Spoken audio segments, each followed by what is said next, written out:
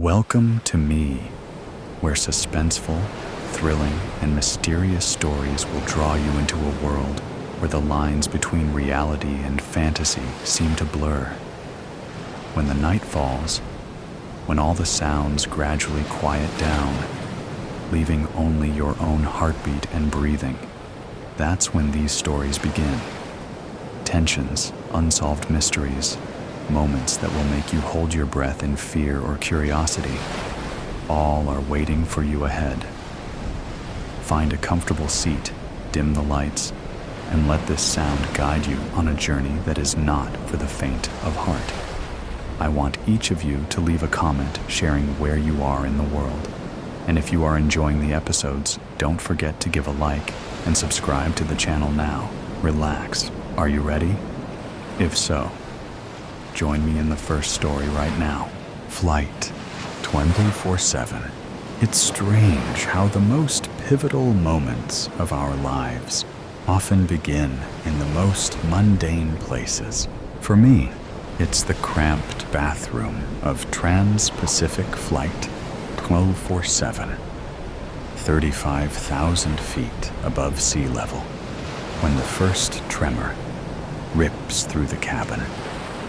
At this moment, I'm just another passenger with a spike of anxiety from the turbulence we just experienced, making the smart faucet in the bathroom require all of my focus, completely oblivious to the fact that fate has begun its countdown.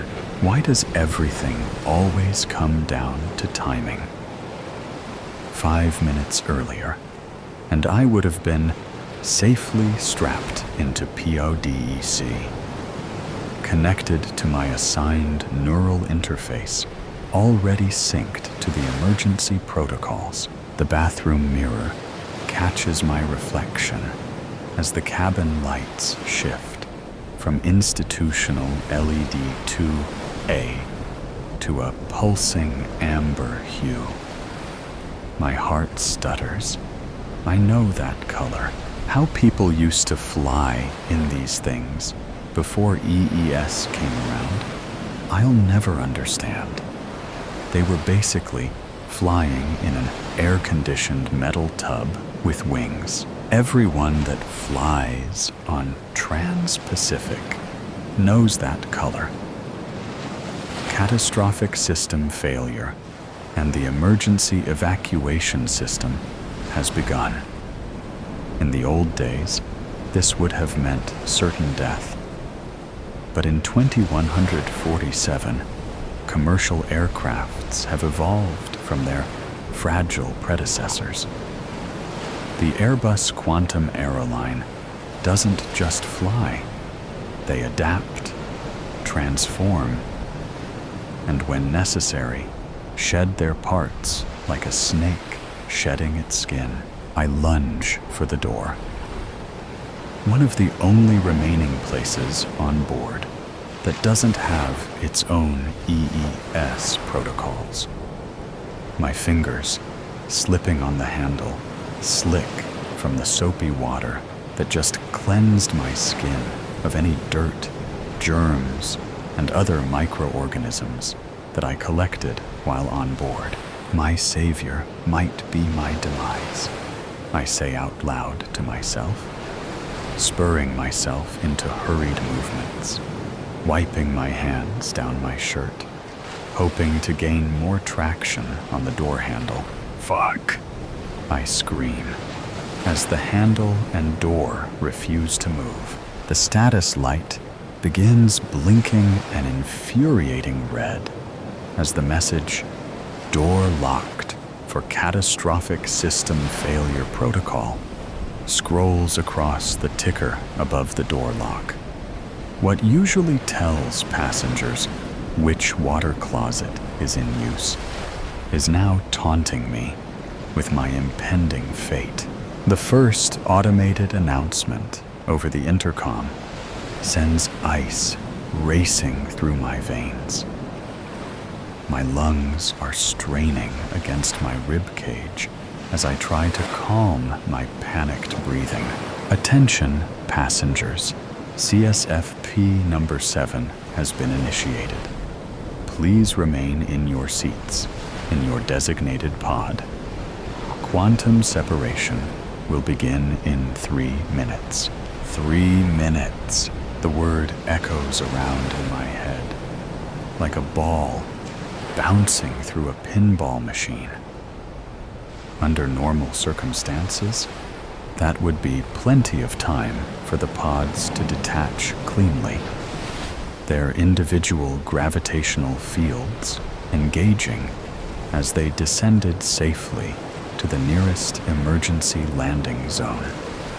But I'm not in my pod, trapped in my tin can coffin, in the one section of the plane designed to stay with the main hull, the section that goes down with the ship. My mind whirs as I try to remember the schematics video they played at the beginning of our flight, the ones no one ever pays attention to because yada yada, remain in your pods and stay secured to your neural link for the most secure flight, yada yada. Trying not to think of how my sister had mocked me for even watching the video. You're such a germaphobe, I am sure you can make it one flight without washing your hands. It's only an hour-and-a-half flight, Nova, so she had drug my name out just to grate on my nerves. This bathroom is just between PRDRZ and PRDD.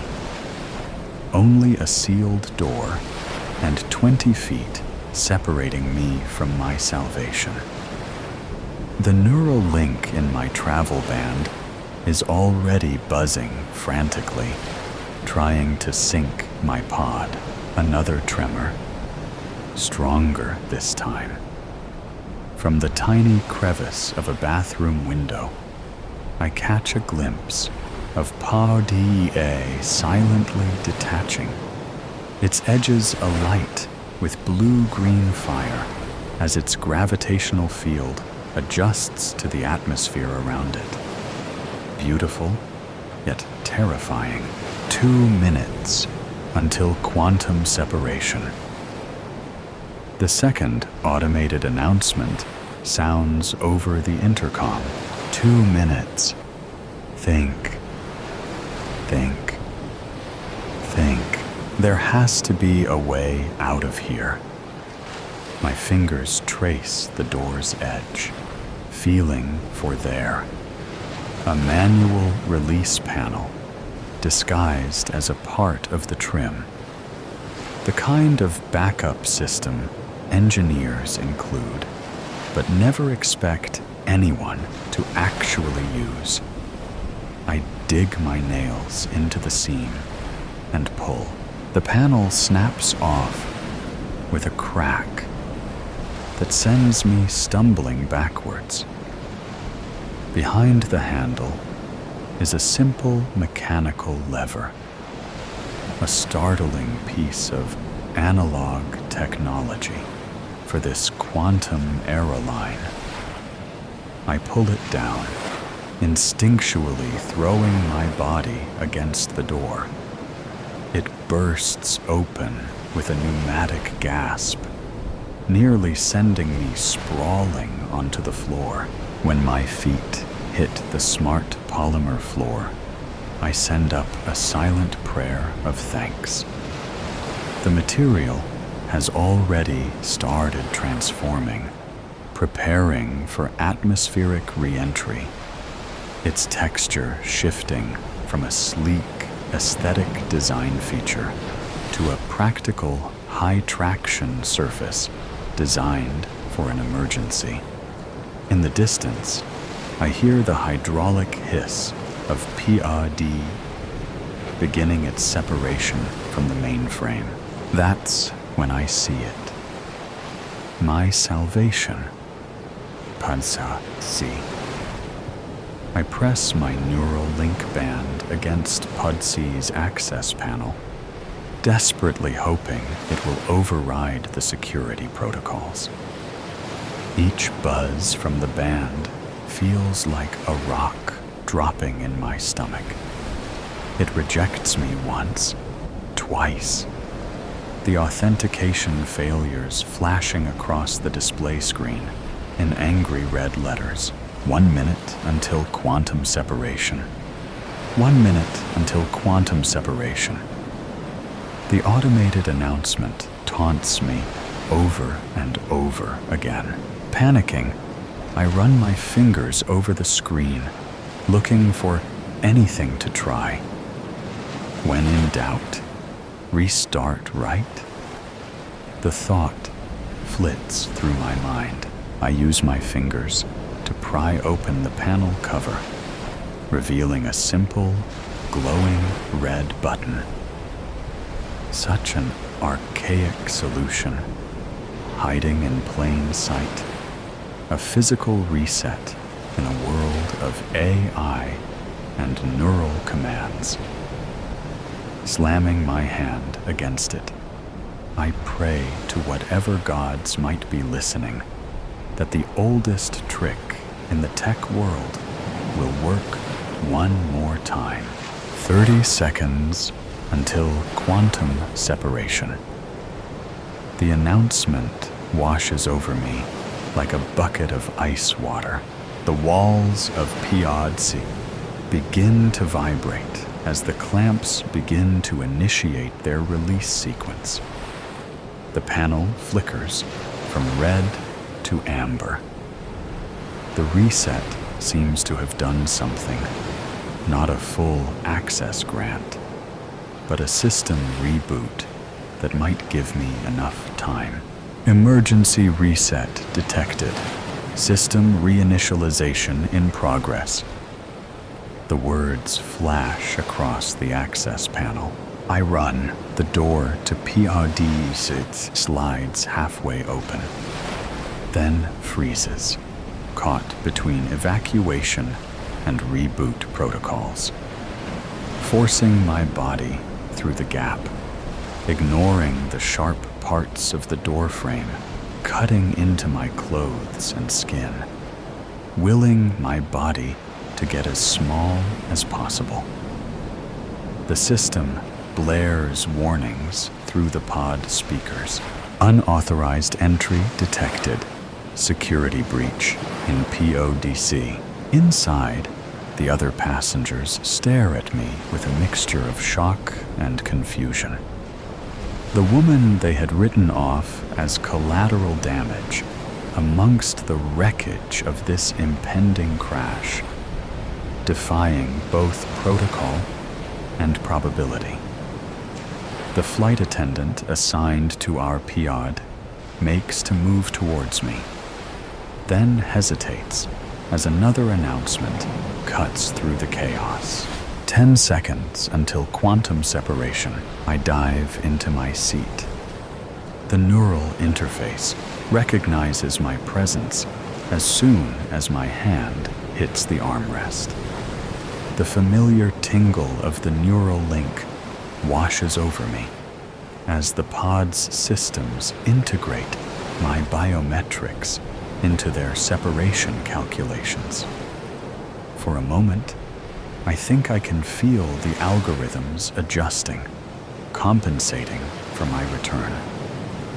My body sags with relief as my harness straps me into the pod.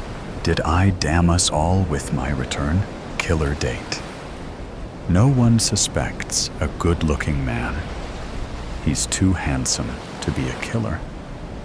And that's exactly what Michael Holloway used to his advantage. He spent hours at the gym, shaping his already good genes into a chiseled mask. It also helped that he was charismatic, with a smile that made most women double take. He had brilliant green eyes from his mother, paired with light brown hair from his father. At 6 feet in height, he was just a six-pack short of a photoshopped model. Michael knew he was different from a young age. He was 7 years old and on a family trip to Vermont to visit his grandparents. He was an only child of 2 loving only children, and that meant he naturally got a lot of attention. One night, as the adults were out back drinking and talking next to the fire pit, Michael was following his grandparents' old dog around the house. A chirp from the wall clock signaled 8 o'clock, food time. Right on cue, the dog's medicated kibble dropped into its bowl in the laundry room. He watched as the dog slowly scarfed up the food. Towards the bottom of the bowl, there was a clump of kibble that had not broken into smaller pieces. The old dog ate it up without noticing. It gave an abrupt, hiccup-like sound, and then started wheezing. Michael jumped back at first, but watched intently as the dog struggled to breathe. The hard clump of kibble blocked its windpipe. He did nothing as the dog walked around, not knowing what to do and unable to get air. It moved toward the doorway, but Michael stood up and closed the door. The dog looked up at him, its foggy eyes not comprehending what was going on. Michael waited until the dog collapsed. He brushed its soft fur gently until its pulse was gone. That was the first death Michael had witnessed, and so began his secret obsession with the morbid. He knew it was wrong, yet it got him excited like nothing else. Not alcohol, not drugs, not sex. Now he was in his 20s, a year out of college, living on his own in the big city.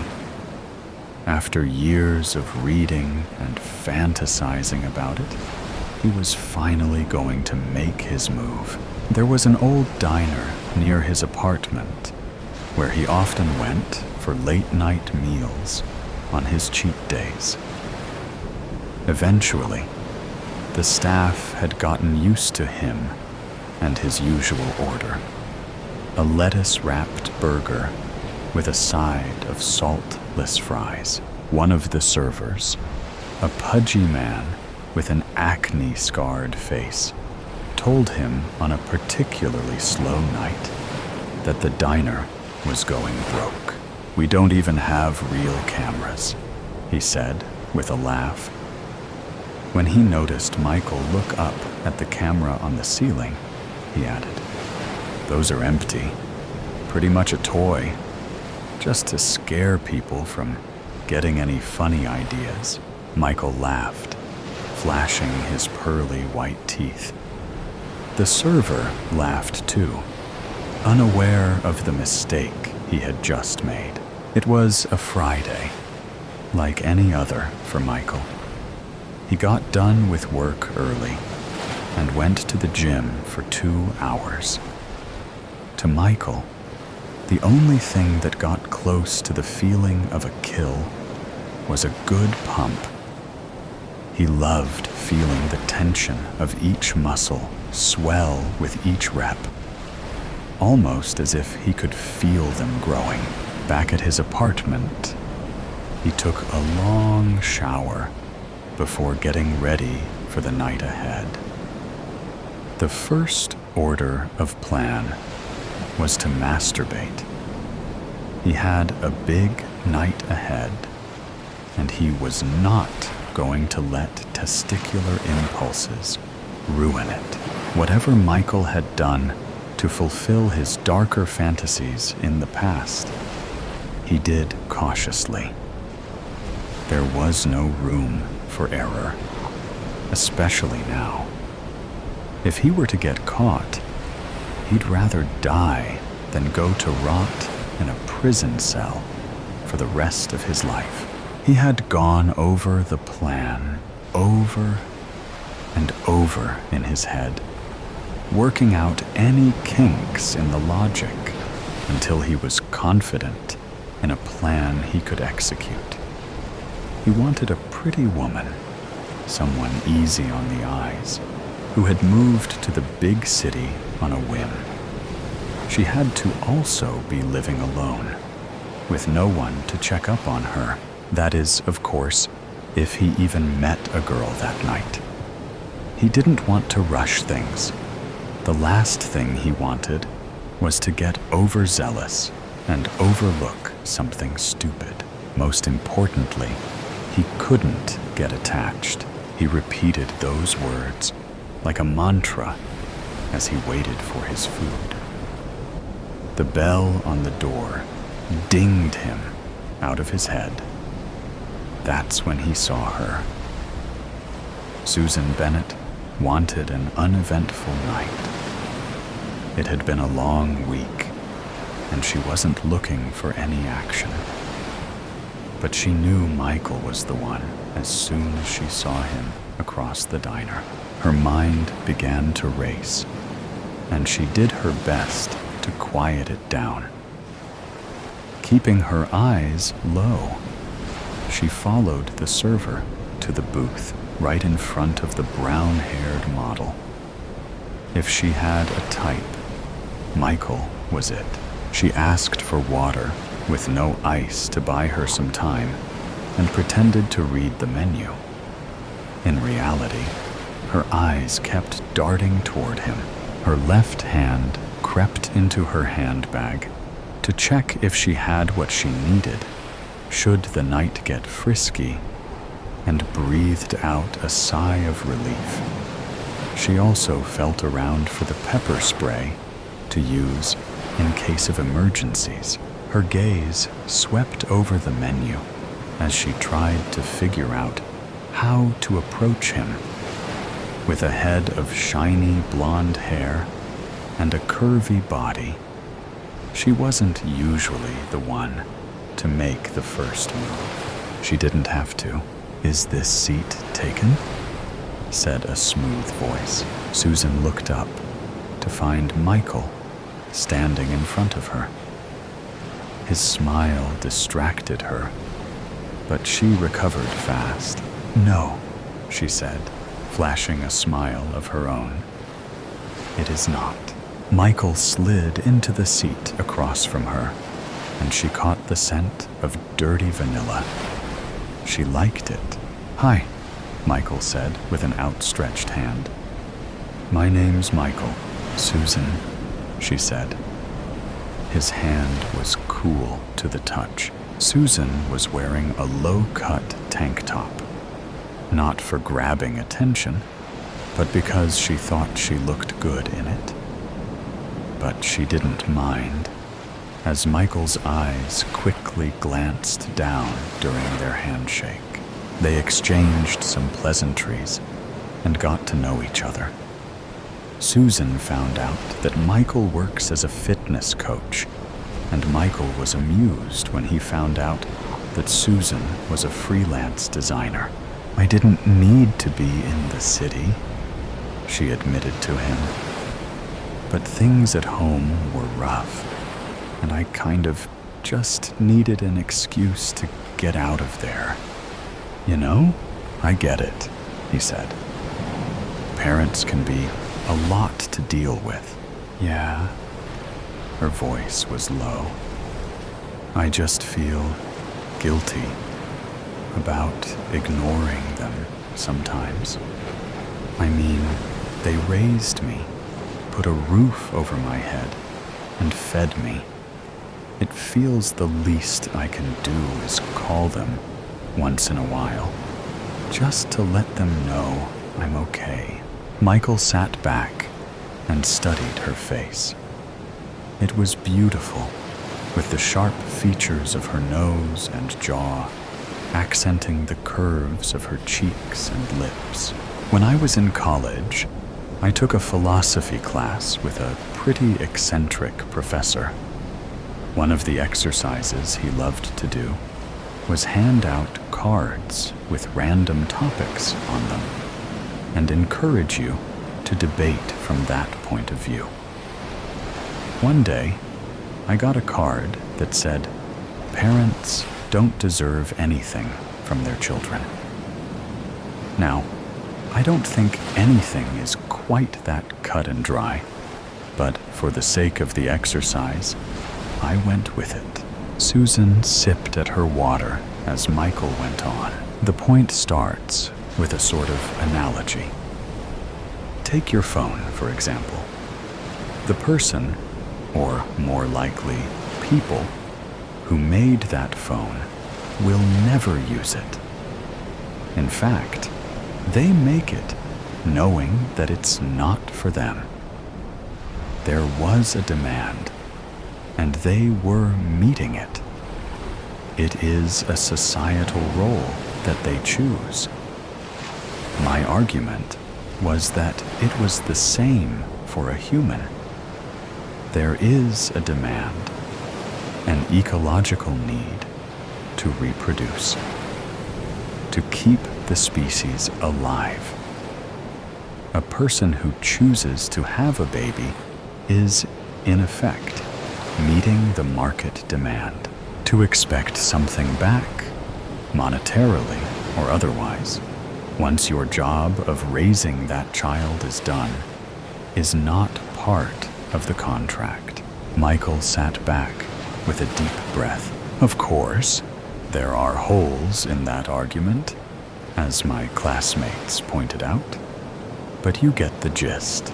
Susan watched Michael as he got a sip of his own drink, an iced tea lemonade. "Switched tables, I see," said the server, sliding a lettuce-wrapped burger in front of him. "Here's your order, Michael." "Thanks, Brittany," Michael said. He looked back at Susan to find her smiling at him. He shrugged. "I come here often." Susan's server came back to take her order. "A buffalo chicken wrap, please," she said. He scribbled it down and left to place the order. The conversation continued, nearly uninterrupted, for an hour. By then, Susan had already made up her mind on what she wanted to do. And so had Michael. Michael paid for the meal, refusing Susan's attempts to pay him back. "You saved me from a lonely dinner. This is the least I can do." The city air was cool, and it gave them an excuse to move closer to each other as they walked. Michael said, with calculated hesitation. "I apologize if it's too soon, but my apartment is a block away. I was thinking maybe we could go up for a couple of drinks. Hang out?" Susan felt like it was her lucky day. "That sounds nice," she answered. "If we cut across this alley, we'll be there in 5 minutes." He paused and then added, "If you're okay with that." She said she didn't mind, and they turned into the alley that led to the back of Michael's apartment building. It was quiet inside the halls, and they shook the chill out of their bones. "I live on the 6th floor. We can go wait for the elevator, or we can just take the stairs here." "I can't disappoint Mr. Health Coach now, can I?" "Stairs it is," Michael said, holding the door open for her. Things were going better than he could have hoped, and he did his best not to let his anticipation show. However, as they walked up the stairs, one thing began to bug him. A nagging voice in the back of his head that asked one simple question. "Do you love her?" He told himself to not get attached. and pulled out the door to the 6th floor. "It's the second door on the right, 607. The hallway was empty, and there were no cameras in the stairwell. No one knew that she was there." Michael opened the door to his apartment and let her step inside first. He had lit a candle while he got ready, and though it had been nearly 2 hours since it was out, the fragrance still hung in the air. "This is a nice place," Susan said. The studio apartment was sparsely furnished, but everything felt purposeful. A rustic red couch paired with an oak coffee table. A matching oak dining table sat in the corner of the kitchen area. Numerous paintings hung on the beige walls, and a few plants bordered the sliding door to the balcony. "Thank you," he said, taking her coat from her and hanging it in the front closet. He brushed his hair out of his way and smiled to himself. She was here. Everything he wanted. He took a second to admire her a distance as she looked at his record collection. "So, what would you like to drink?" he asked. She said. "Anything strong? Like a whiskey?"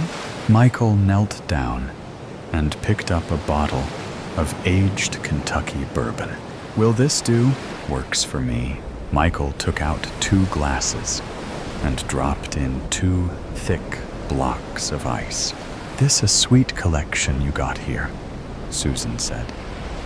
"Do you mind if I play one?" "Go right ahead." The records were alphabetically ordered, and Susan slid her finger along the slide until she made it to Kind of Blue. She slipped it out of its cover and put on the record player. Michael froze when he heard the first few notes of his favorite record, and then shook his head. "Great choice," he said. He took up the glasses and walked over to her.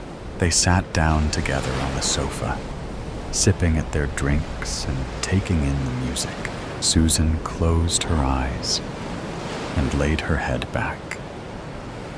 The sight was so dizzying that Michael placed the cool glass against his temple. "I'll be right back," he said. He placed his glass on an old jazz-themed coaster and walked into the bedroom. He got what he needed, a candle and lighter, but stood in the dimly lit room a while longer. He pictured his hands around Susan's throat, and his heart rate picked up. He held his breath for a few seconds, and then slowly let it put. Then, once more. His fingertips began to get tingly, and he knew he was ready. When he went back into the living room, Susan was staring out the sliding door. She jumped when he flicked the lighter. "Do you like vanilla?" he asked. Susan nodded, and then returned her attention to the city outside. Michael grabbed his drink and downed the rest of it. "Did something catch your eye?" "No," Susan answered. "It's just this city. Always so alive, so big. It just reminds you how small you really are." Michael adjusted his posture and approached her from the back. "Not to me," he whispered. "Not in here." Susan turned around to face him. "You think so? From where I'm standing. You're all I see." He leaned forward slowly and waited, eyes locked, for her to move in. She hesitated for a second and then closed the distance. The kiss was explosive. Once their lips met, they did not separate. Michael closed the blinds with one hand while the other caressed Susan's face. His thumb gently brushed her smooth cheeks. Michael's hands snaked down, and, without missing a beat, he picked her up.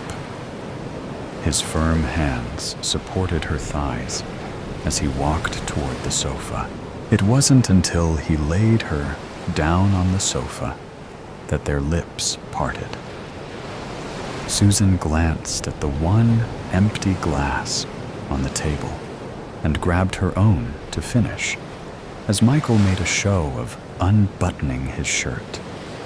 His pecs were dusted with curly brown hair, and Susan ran her fingers across his chest. Michael bent back down to kiss her once more. His hands ran along her body, his mind resisting the urge to carry out the plan he had set out on. Every time he worked up the courage to move his hands to her neck, his heart pushed them down. Susan moaned lightly under him, and he thought of his own pleasure. His heart rate picked up once more, and the tingling sensation returned to his fingers. As they kissed, he put his left hand around her throat and began to give it some pressure. Susan didn't react, either unaware of the sensation or unbothered by it. After a few moments, he tightened his grip. Susan pulled away from him, but still didn't fight him. She simply stared up at him, her breath caught in her throat, doing his best to keep his heart rate under control.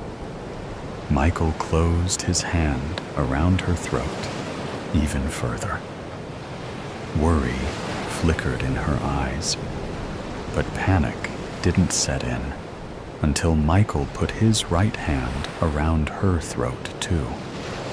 His hands wrapped all the way around her delicate throat, and she began to flail as she realized what he was doing. Her hands slapped at his biceps and then reached hopelessly for his face. She tried to croak something out, but he tightened his grip further still. For a moment, he thought he saw her laugh to herself, but it was soon replaced by a deadpan expression as her brain lost oxygen. Her eyes rolled back in her head, and he kept squeezing with both hands, watching her intently as the life left her body. Her body stopped moving, but he didn't relent until he was sure of what he had done. There was no going back. As he pulled his hands off of her, her body gave one final shudder. Michael's breathing was heavy, and a thick layer of sweat coated his head. He stared at his hands. If not for the fact that he could see them attached to his body, he felt as if they were not his own. He started to stand up, to move to his room, to grab his camera, when he stumbled to the ground. Disoriented, he sat up on the ground. His foot had knocked over Susan's purse, and a small white bottle rolled out. His vision grew blurry as he reached for the bottle. Inside were the remnants of a fine, white crystalline powder. Michael rolled the bottle over until he saw the writing on the side in cute little letters. Aconite. He dropped the bottle and tried to stand, but his muscles refused to hold him up. He collapsed on the ground. Michael's heart began to skip beats, and all he could do was lie on the carpeted floor and stare up at Susan's outstretched hand, lifeless.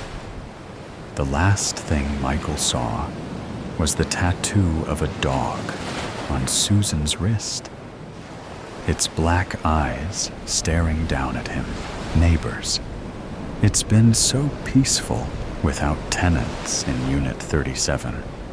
Something about that apartment always attracts such surly people. Loud, rude, unneighborly. This used to be a community. Now it's more of a ghost inn. I liked going to the market first thing in the morning on Thursdays. That's when they deliver the fresh weekly stock, and all my favorite vendors know to save me their best batch. I didn't used to be able to afford this. Strange to think how now that I don't go to work, I am able to spend all this money. But life is in the little things, in plump figs, rich greens, and tomatoes that smell of being grown in sunny gardens. It's opportune that the school gave me paid leave, just like they did with the teachers. I thought they would send me to work in the next county while the school was renovated. I guess funding was improving. I cleaned up after dinner, freshened up, and went to bed. Or rather, the couch.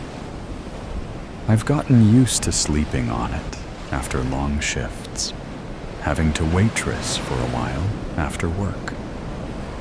Ends required meeting for a time, and I would just crash in the living room.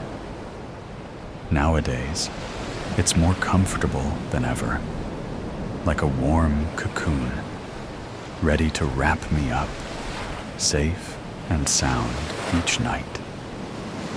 I finally slept like a baby.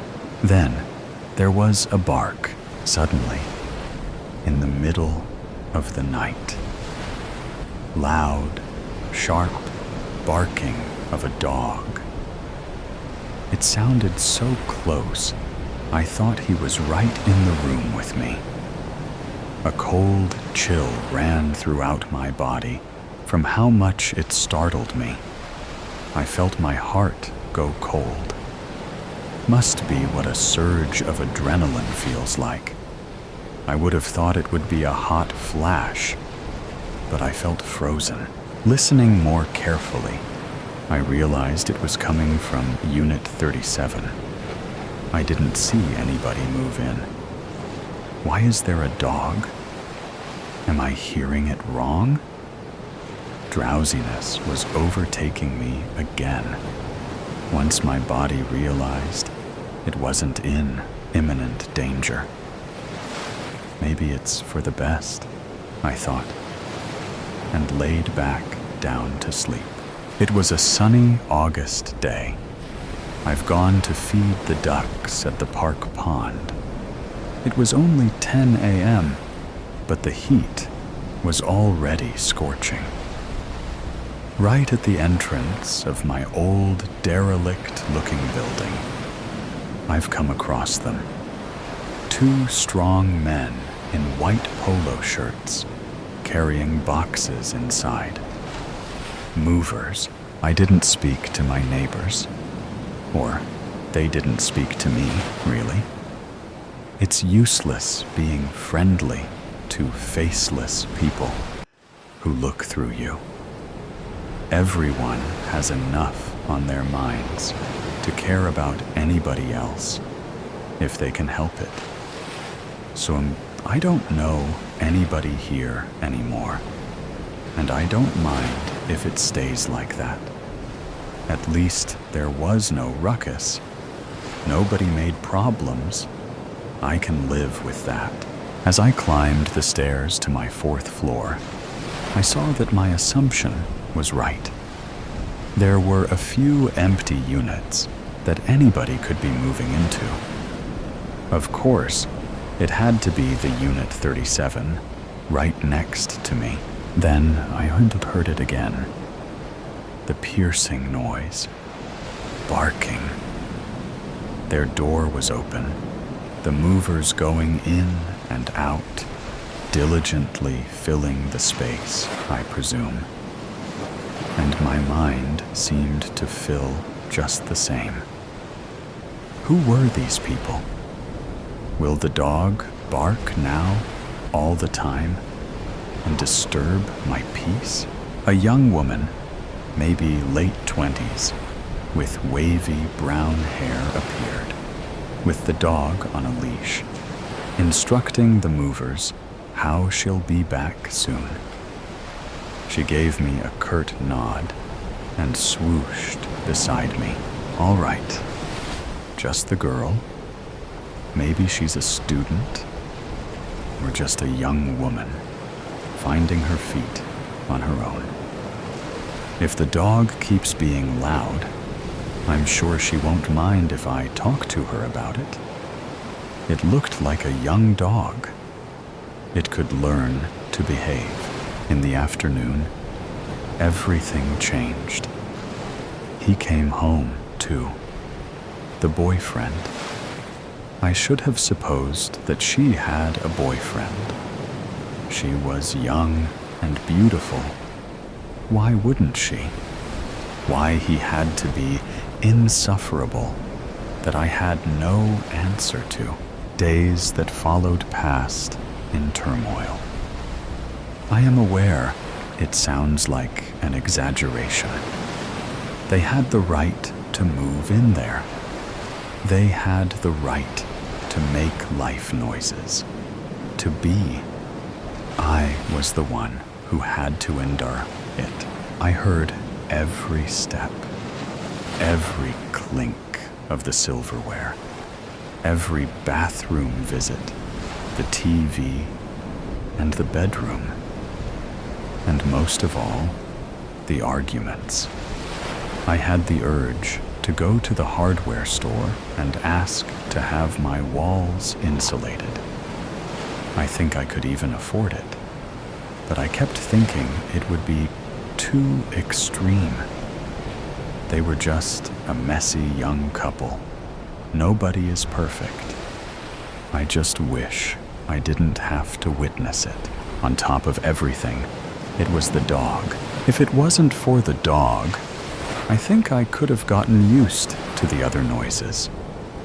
But the damn animal barked all day and all night. Not all the time, obviously. Just enough to constantly remind you he was there, that they were there. What bothered me the most is that nobody seemed to care at all. As if nobody else in the entire 5-story building with over 30 units could hear him, except me. Did nobody else wake up at 3 a.m. each night when the damn thing shouted? That's how it sounded like, as if he was shouting at someone. Sometimes I had a feeling he was angry at the boyfriend, which is when I sympathized with the animal a bit. I, too, sometimes want to bark at the vile man, but who was he mad at in the middle of the night? When he barked at those times, it felt like he was angry at me, and I hated him for it. It was a Thursday. I have just gotten back from my farmer's market stroll. I never knew when they'd be home. They didn't seem to work a normal job. They'd be home at odd hours, and then gone at even stranger ones. Did they even work at all? Who paid for everything? They never seemed to argue about money. I could hear shouting from the corridors, climbing the stairs. The smell of weed was forever permeating the inside of the building. I detested the smell. but it was simply one more thing I just had to accept and learn to live with since they moved in.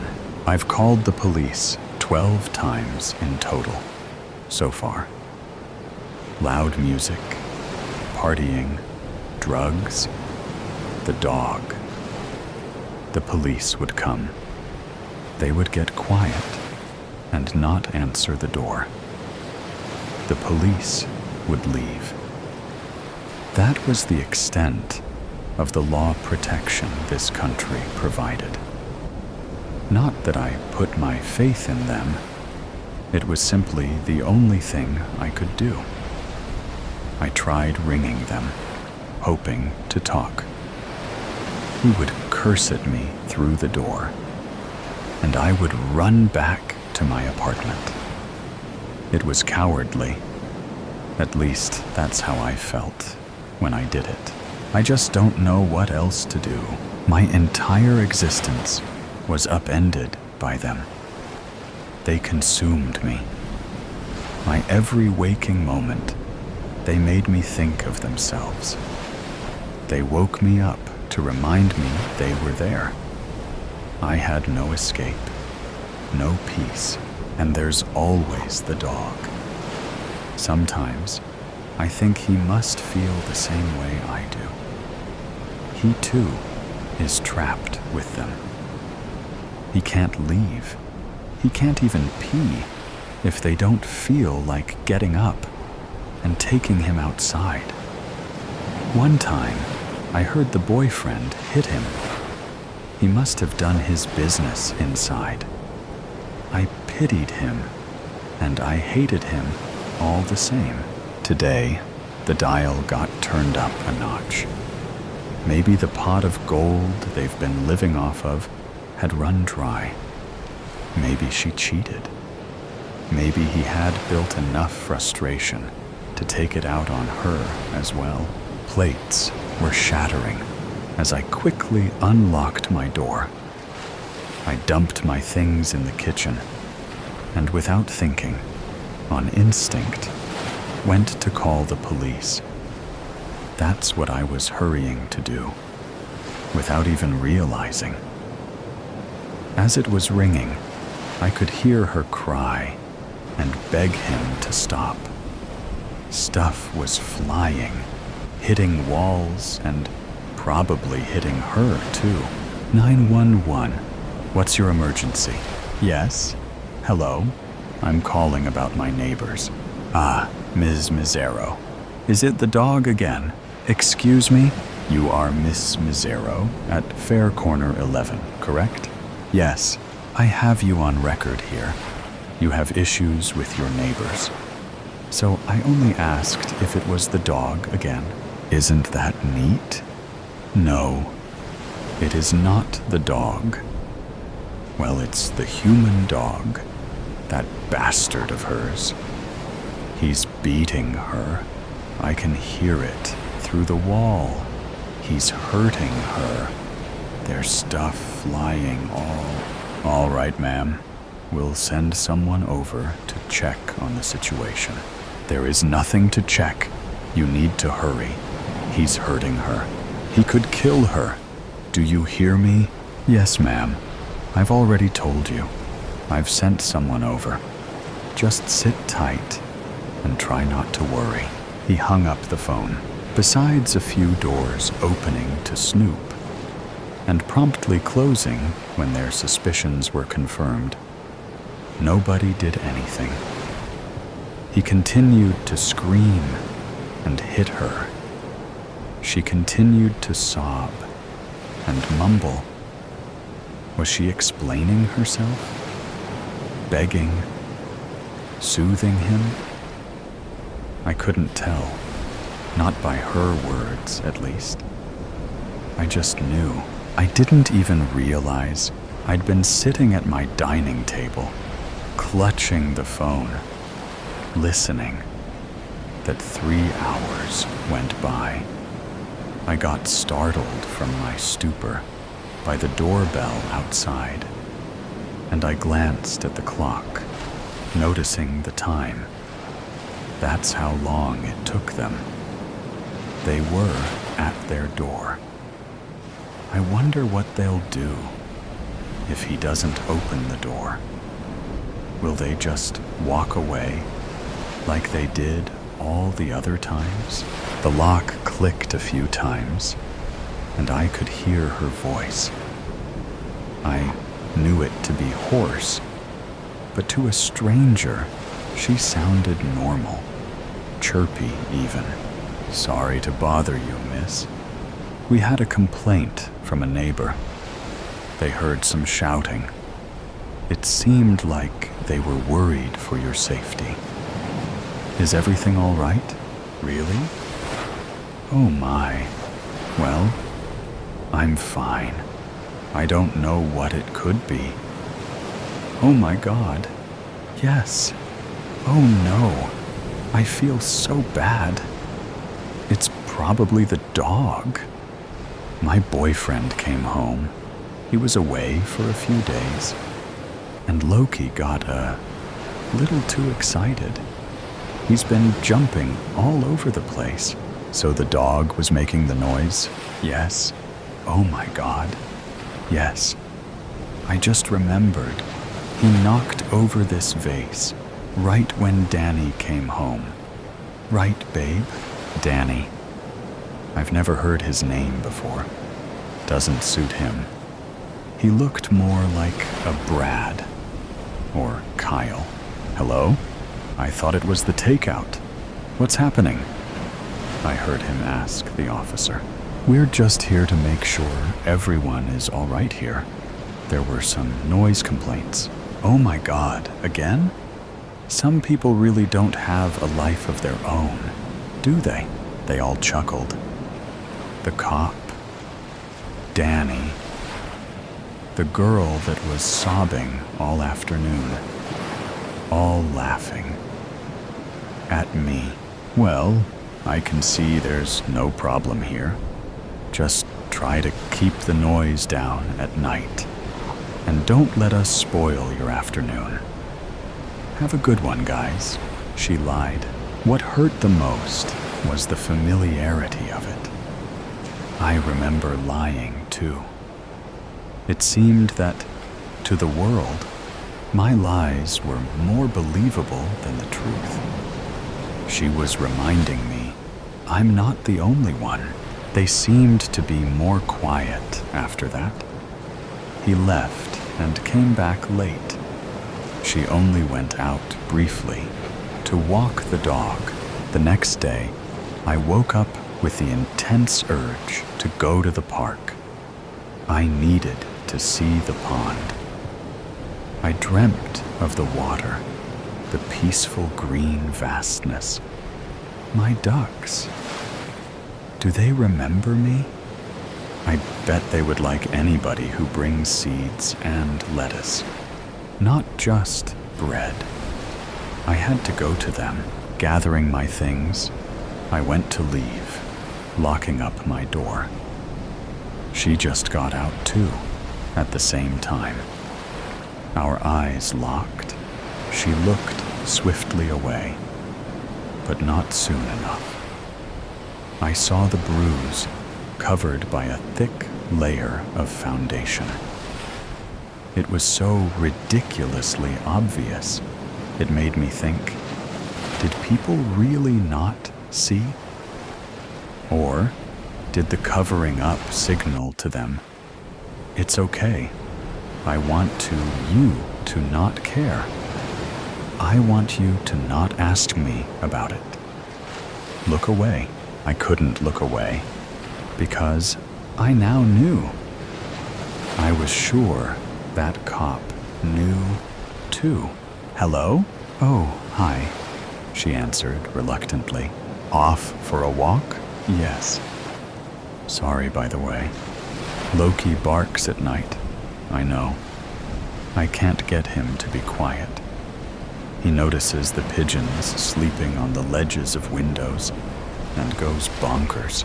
Yes, we can talk about the dog, but we can't talk about the man. I'm going to the pond. I feed the ducks sometimes. Would you like to come with me? Oh, that's so sweet. But no, sadly, as I said, Loki only sees birds as snacks. She looked like a girl when she smiled. I see. I could come to tea later. If you're not busy, I'd be delighted. I remembered I had no tea at home. So instead of the pond, I went to the store to get some. The ducks can wait. I made them no promises. I sat around anxiously, waiting for her. Will we be honest? Will she even show? The doorbell rang. We sat, sipping my new rose and hibiscus tea. She chatted about looking for work. She had a degree in economics, a very male-dominated field. She didn't have any girlfriends. She was isolated. So much so, I gathered, that the loneliness made her befriend her strange, middle-aged neighbor who called the police on her all the time. So, your boyfriend works then? I pried. No, actually. He didn't go to school, so he has some savings from a previous job. We decided to live off of those while I look for a good job. We're thinking maybe when we have a family, I could then stay home and he would go back to work. That way, we both have some free time. You expect to have free time when you have a baby? I blurted. I shouldn't rock the boat. There was another, more pressing matter I wanted her to hear from me. I guess you're right. I hadn't thought of it that way. Well, however it ends up being, we're both unemployed for now. Why isn't he looking for a job then? Same as you. I told you. He wants to have some free time while he can, to find himself. He did work his butt off for 4 years, you know. He earned it. Do you think he earned the right to do that too? She instinctively covered up her cheek with her hand. You see it? Anyone with a pair of eyes can see it. He's not always like that, you know. He's actually really loving. And funny. He hits you. She paused. Yes, you know you need to leave him. I can't. He pays the rent. You'll find a job. You don't need him. I can't. I held her hand in mine. She jolted at my touch, yanking her hand away, with tears in her eyes, looking almost scared. I'm sorry. I don't mean to upset you. She just stared at me with a strange expression. I know I shouldn't be saying things like that. You don't know me, and you don't need advice from a woman you just met. Why are your hands so cold? It's so warm in here. My hands? I was perplexed by her question. That's what she's focusing on now? The temperature of my hands? The souk stared to bark from the inside of her apartment. She sighed. I should go. I think I even left the window open. One of these days, he'll actually catch a pigeon or something. Our discussion now completely deflected to unimportant matters once again. I had to let it go. All right. Tell Loki I said he needs to be a good boy. I will. The boyfriend must have come home, and the dog got out of their apartment. Before he could catch him, he ran inside my own as she went to leave. Loki, come back. They both went after him. Loki made a straight line for the door of my bedroom, barking insistently and pawing at the doorknob. They almost dragged him away when he made the final jump, opened it, and nosed his way in. He barked and barked and barked. I felt like It lasted for hours. I just kept watching the two, standing at the wide open double door, not turning to me, not calming down the dog. They just stood and stared. I walked slowly closer, with each step being more certain of what I'll find. Peace overcame me. Relief. Joy. I cackled. Full chest, lungs, and heart cackle. It was real. It was. It happened. I did it. They jolted at the sudden noise, finally turning to me. "What did you do?" she stuttered. The two blackened, withered figures could be seen on the once pristine bed. The one on the right wore my favorite outfit, my green dress, and my mother's dragonfly brooch. Loki, no doubt, found his kindred, too, by the closet. I did what I had to do. Finally, for a time, I got to be free. Tears escaped her eyes. "I'm so glad I got to meet you in the end," I told her. "I took my bag.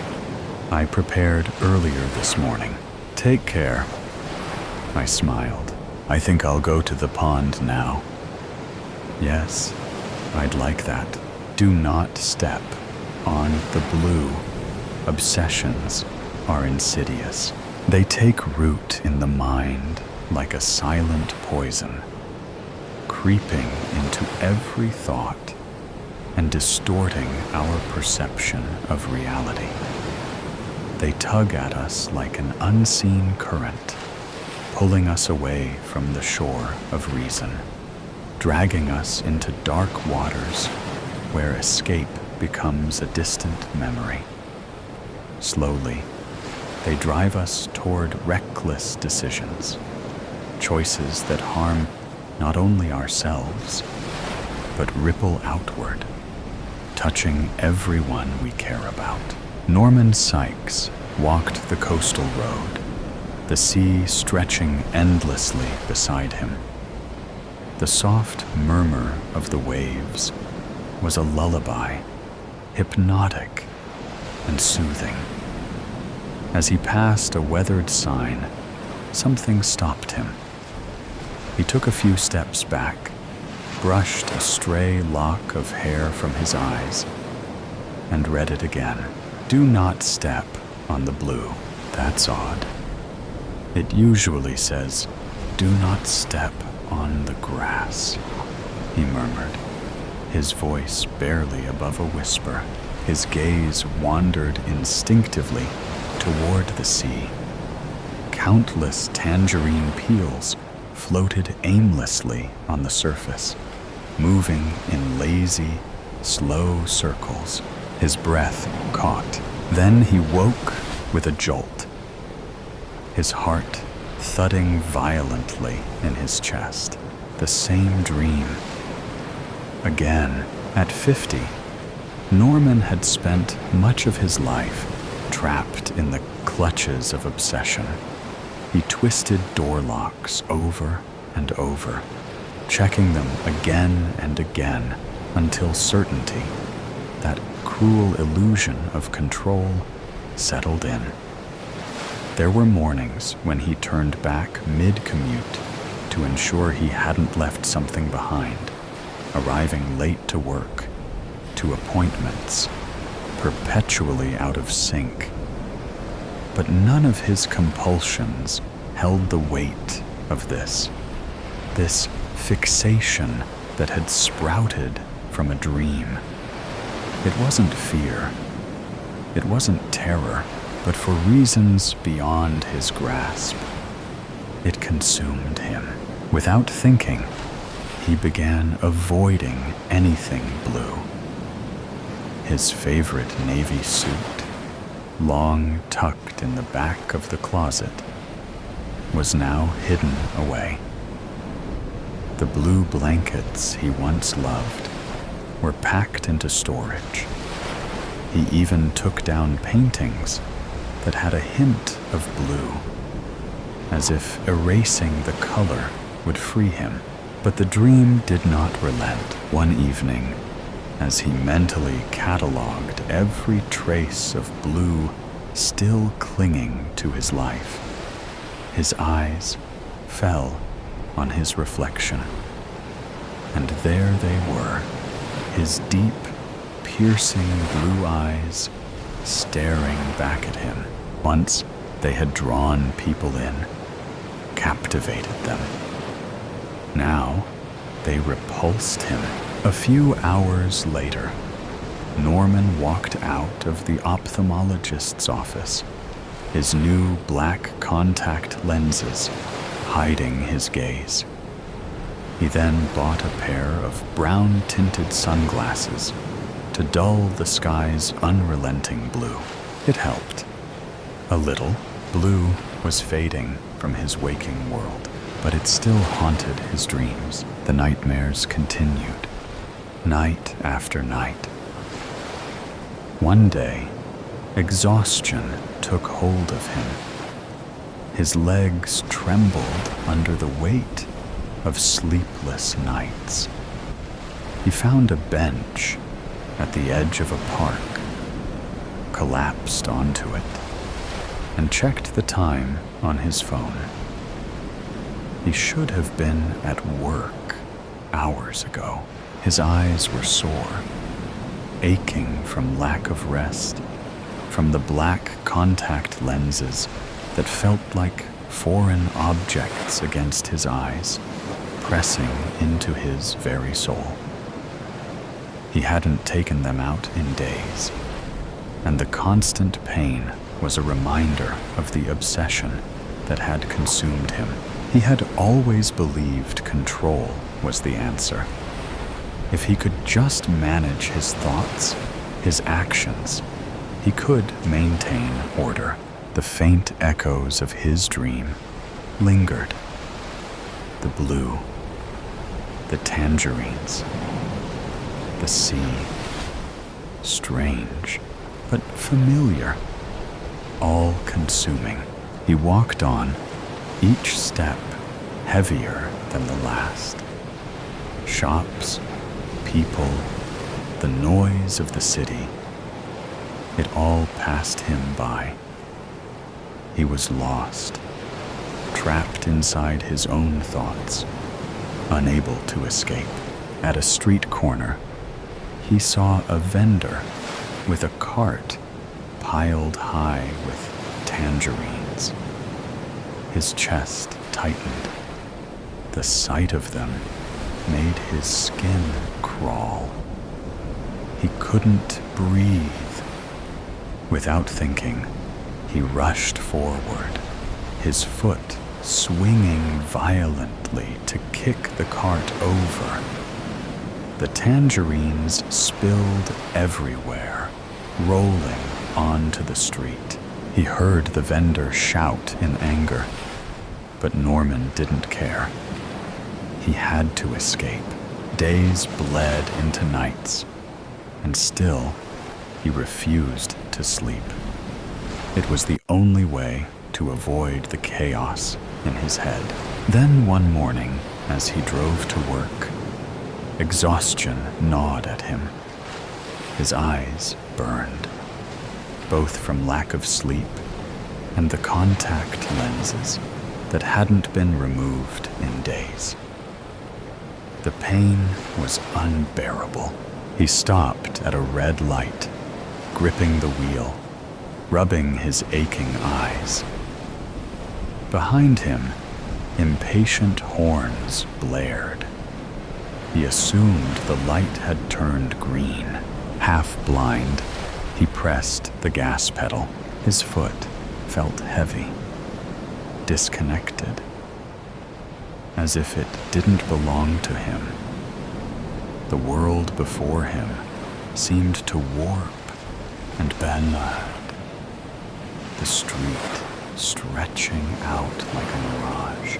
It happened too quickly for him to react. He never saw the van, brimming with tangerines, rounding the corner. Nor did he realize the honking wasn't for him. The driver of the van swerved violently, trying to avoid him. But it was too late. The collision was brutal. Norman didn't even have time to brace himself.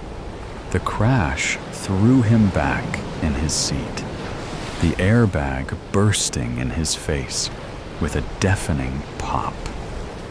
His head rang, his vision blurred, but it didn't matter. His mind was elsewhere. Tangerines exploded onto the pavement, tumbling into the sea. They bobbed weightlessly on the water's surface, like fragments of his dream. Somehow real. A motorcycle became entangled in the crash. Its rider hurled onto the counter of a small paint shop. Norman barely registered the chaos around him. It was too much. A bucket of paint flew through the air, landing in the grassy park nearby, right beside a sign that Norman had passed countless times before. A sticker on the bucket read, "Blue." The sign split in two, crashing to the ground next to the bucket. A shattered reminder of everything Norman had been avoiding. It had never made sense before, but now it felt like an undeniable truth. Had anyone been there to read it, they would have seen the warning. Do not step on the blue. Strange paint. Deborah had always been a solitary artist, pouring her heart and soul into her work in a dimly lit studio that smelled of turpentine and linseed oil. Her latest masterpiece was a vibrant canvas depicting a mystical forest, alive with creatures that seemed to shimmer and dance under the flickering light of a nearby candle. As she painted the final stroke, the colors swirled and shimmered, as if the very essence of life had been captured within the frame. Unbeknownst to her, the painting was not just a piece of art. It was a portal to another realm, one that thrummed with whispers and secrets waiting to be uncovered. One stormy night, a curious art collector named Harold stumbled upon Deborah's gallery.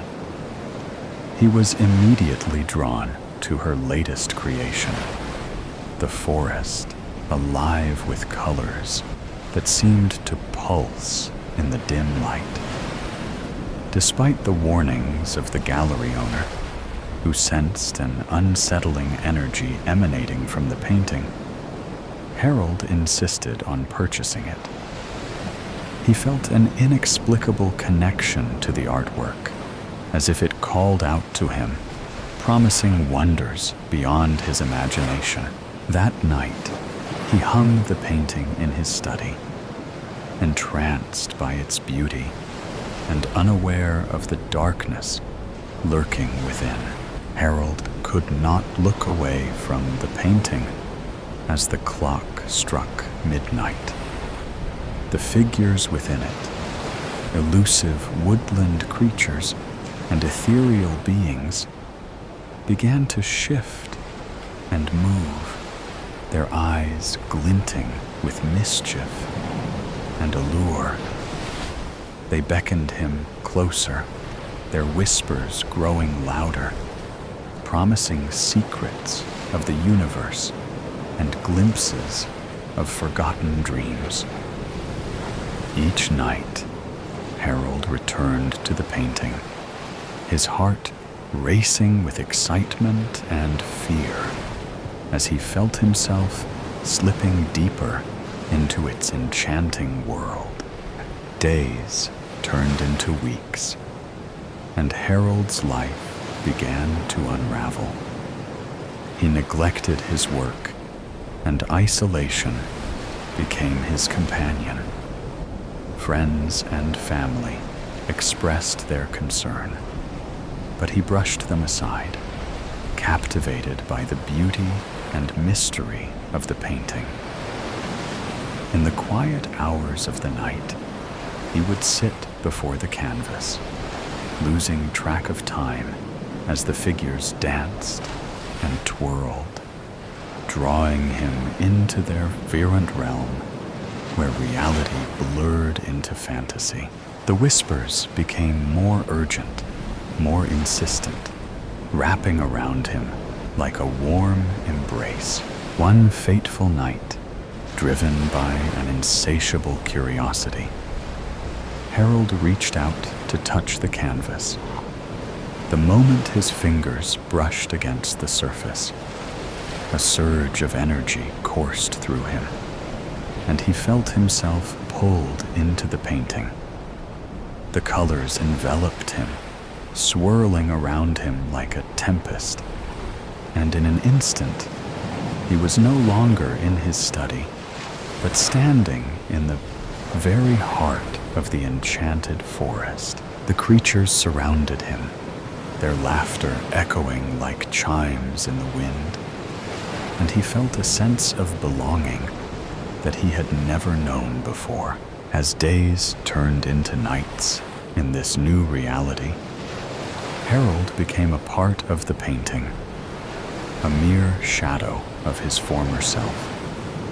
He danced with the creatures, forgetting the life he had left behind, lost in a world where time held no meaning. Yet, deep within him, a flicker of awareness remained, a whisper of the life he had abandoned. The forest, once a place of wonder, transformed into a labyrinth of shadows, and the creatures he had once adored began to reveal their true nature, deceptive and sinister. In the end, Harold understood too late that the enchanting world of Deborah's painting was a trap, a seductive illusion that fed on his very essence. As he stood among the figures, now twisted and grotesque, he realized he had become one of them, a mere echo of a man who had once been alive. The painting hung in his study, a beautiful facade hiding the darkness within, whispering secrets to anyone who dared to gaze upon it, inviting them to join him in the eternal dance of despair. One rainy afternoon, a friend of Harold's, Claire, knocked on the door of his house. She had grown increasingly worried about him since he had purchased the painting. Harold hadn't returned her calls in weeks, and she felt an unsettling urgency to check on him in person. As she entered, the air felt thick, charged with an energy that sent a shiver down her spine. "Harold!" she called, her voice echoing through the dimly lit hallway. There was no response, only the sound of raindrops tapping against the window. Claire moved cautiously toward the study, her heart racing. The door creaked open, revealing the painting that had captivated Harold's very soul. She gasped as she stepped inside, the vibrant colors of the forest contrasting sharply with the shadows that loomed over the room. The painting seemed to pulse with life as Claire approached it, and she felt an inexplicable pull, as if the figures within were beckoning her to join them. that something was off. The forest looked darker than she remembered, and the laughter of the creatures now sounded like haunting whispers. "Harold," she called again, her voice trembling. Suddenly, she noticed a flicker of movement in the corner of her eye. It was Harold, standing eerily still before the painting, his gaze fixed on it as if he were entranced. She rushed to him, placing a hand on his shoulder. "Harold, are you okay? You've been gone for so long. I was worried sick." His head slowly turned to her, but his eyes were vacant, as if he were staring through her rather than at her.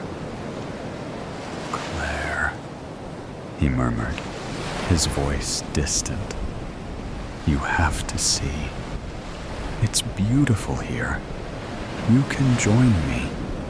We can be free." Fear gripped Claire as she looked back at the painting, where the creatures now gazed hungrily at her, their smiles widening. "Harold, this isn't right. You need to come back with me," she pleaded, shaking him gently, but he shook his head, a hint of desperation flickering in his eyes. "You don't understand. This is where I belong now. The forest. It holds everything I've ever wanted. You can't leave it. You have to stay." His voice grew softer, almost pleading.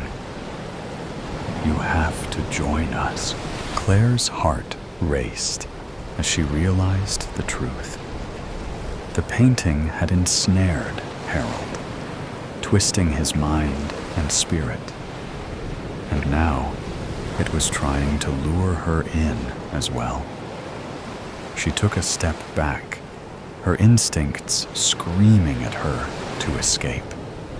"No, Harold! You have to fight it. This isn't you."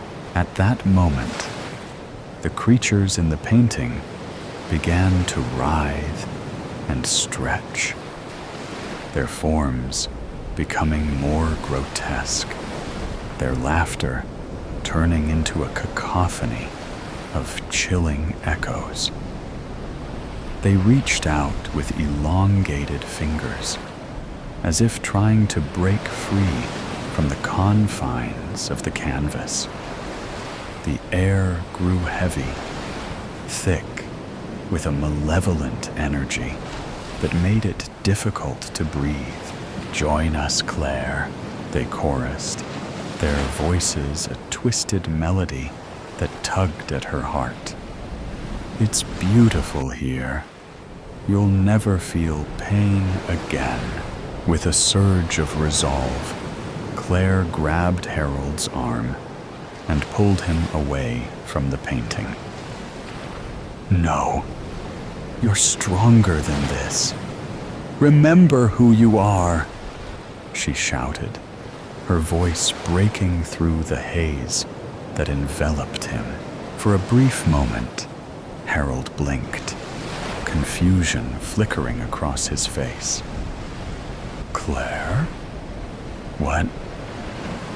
What's happening?" "Just breathe," she urged, her grip tightening around his arm.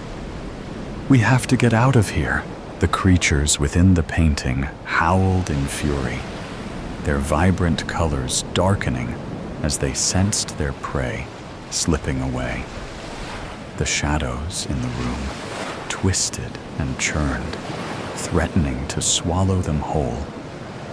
Claire pulled harder, dragging Harold away from the painting, and as they stumbled backward, the connection between him and the canvas began to fray.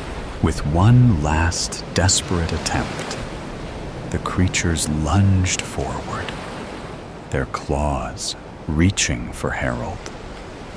But just as they were about to grasp him, Claire shouted, "No!"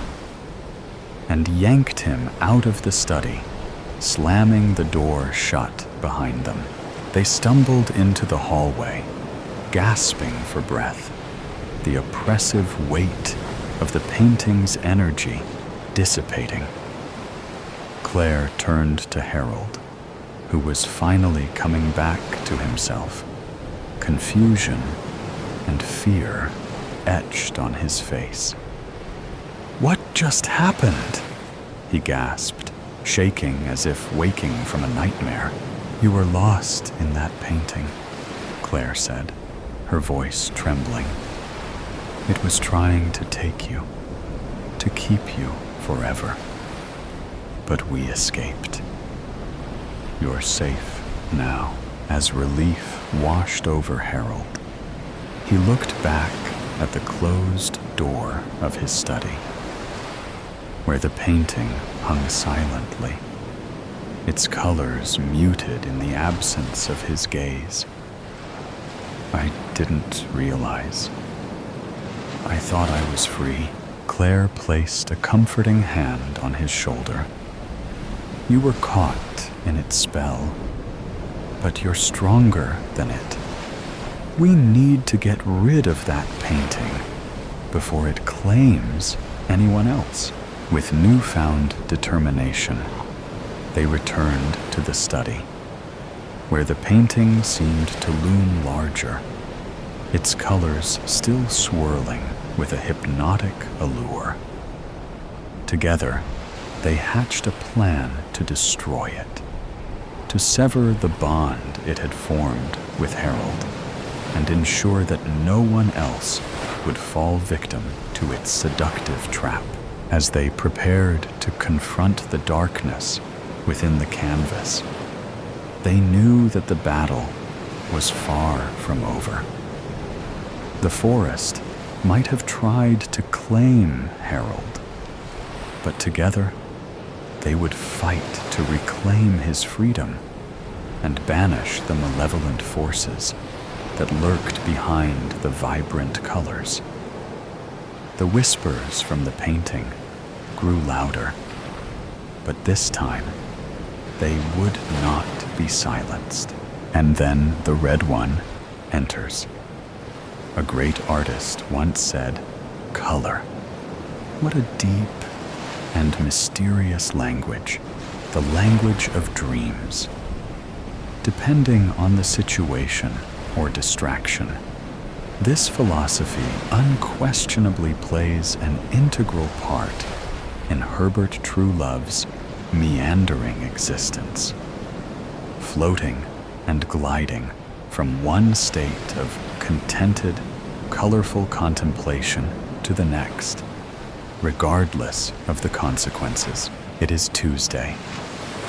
Spring has just about sprung, and a dapple of weak sunlight is finally threatening to break through the clouds that have been in perpetual domination since last October. At least it seems that way to Herb, who, as we speak, is in a daydream of sorts, caught between the grim reality of his humdrum day job and the fantastical scenes that his mind is playing out to him. Today, softly tinted marshmallow cats and dogs with expertly curated mustaches and jaunty little hats are fleeting across his venturing mind. Everything is odd and hazy around the edges. The sun's faint rays kiss the scene with hues of pale yellow, blue, and pink. And across the dusty blue sky, cloud-like forms are enticing him away to somewhere far beyond the gray walls of reality, where Herb's flesh and bones exist. True love? Shrill and pointed as ever, the bespectacled and suited Geraldine Ledbetter, a storm cloud personified, marches across the office and places herself between the window and Herb's reverie. She casts the darkest kind of shadow across the desk, perhaps the sort you might encounter in a terrible nightmare. Are the figures for the board meeting ready yet? The words thunder reverberating in Herb's ears. But he is not easily fazed. Herb has learned that it is best to do whatever is asked of him.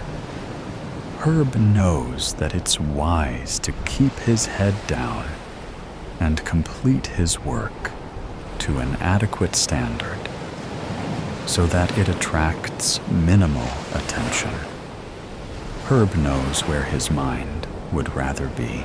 The mustachioed marshmallow cats and dogs saunter away towards the rapidly graying clouds, and Herb, rubbing his eyes, waggles the gray plastic mouse to motion his laptop back into life. "Half an hour," mutters Herb, as he adjusts himself to the reality that surrounds him. The cats and dogs disappearing into the cloudy horizon. His tired eyes flicker across the incomplete spreadsheet that occupies the screen. Conditional formatting highlights the cells that need to be completed in a garish, bright yellow. As Herb knows from bitter experience, the department heads are notoriously tardy in submitting their month-end figures, and this month is no exception. And that will include the projections for the second quarter. The dark outline of Geraldine Ledbetter demands rather than questions. Of course, around the edge of Geraldine's heavy form, Herb can see a butterfly hovering outside the window, its golden-tipped wings unusually early for the time of year, but splendid all the same as it flutters in the mid-morning light. On my desk by 11 sharp then.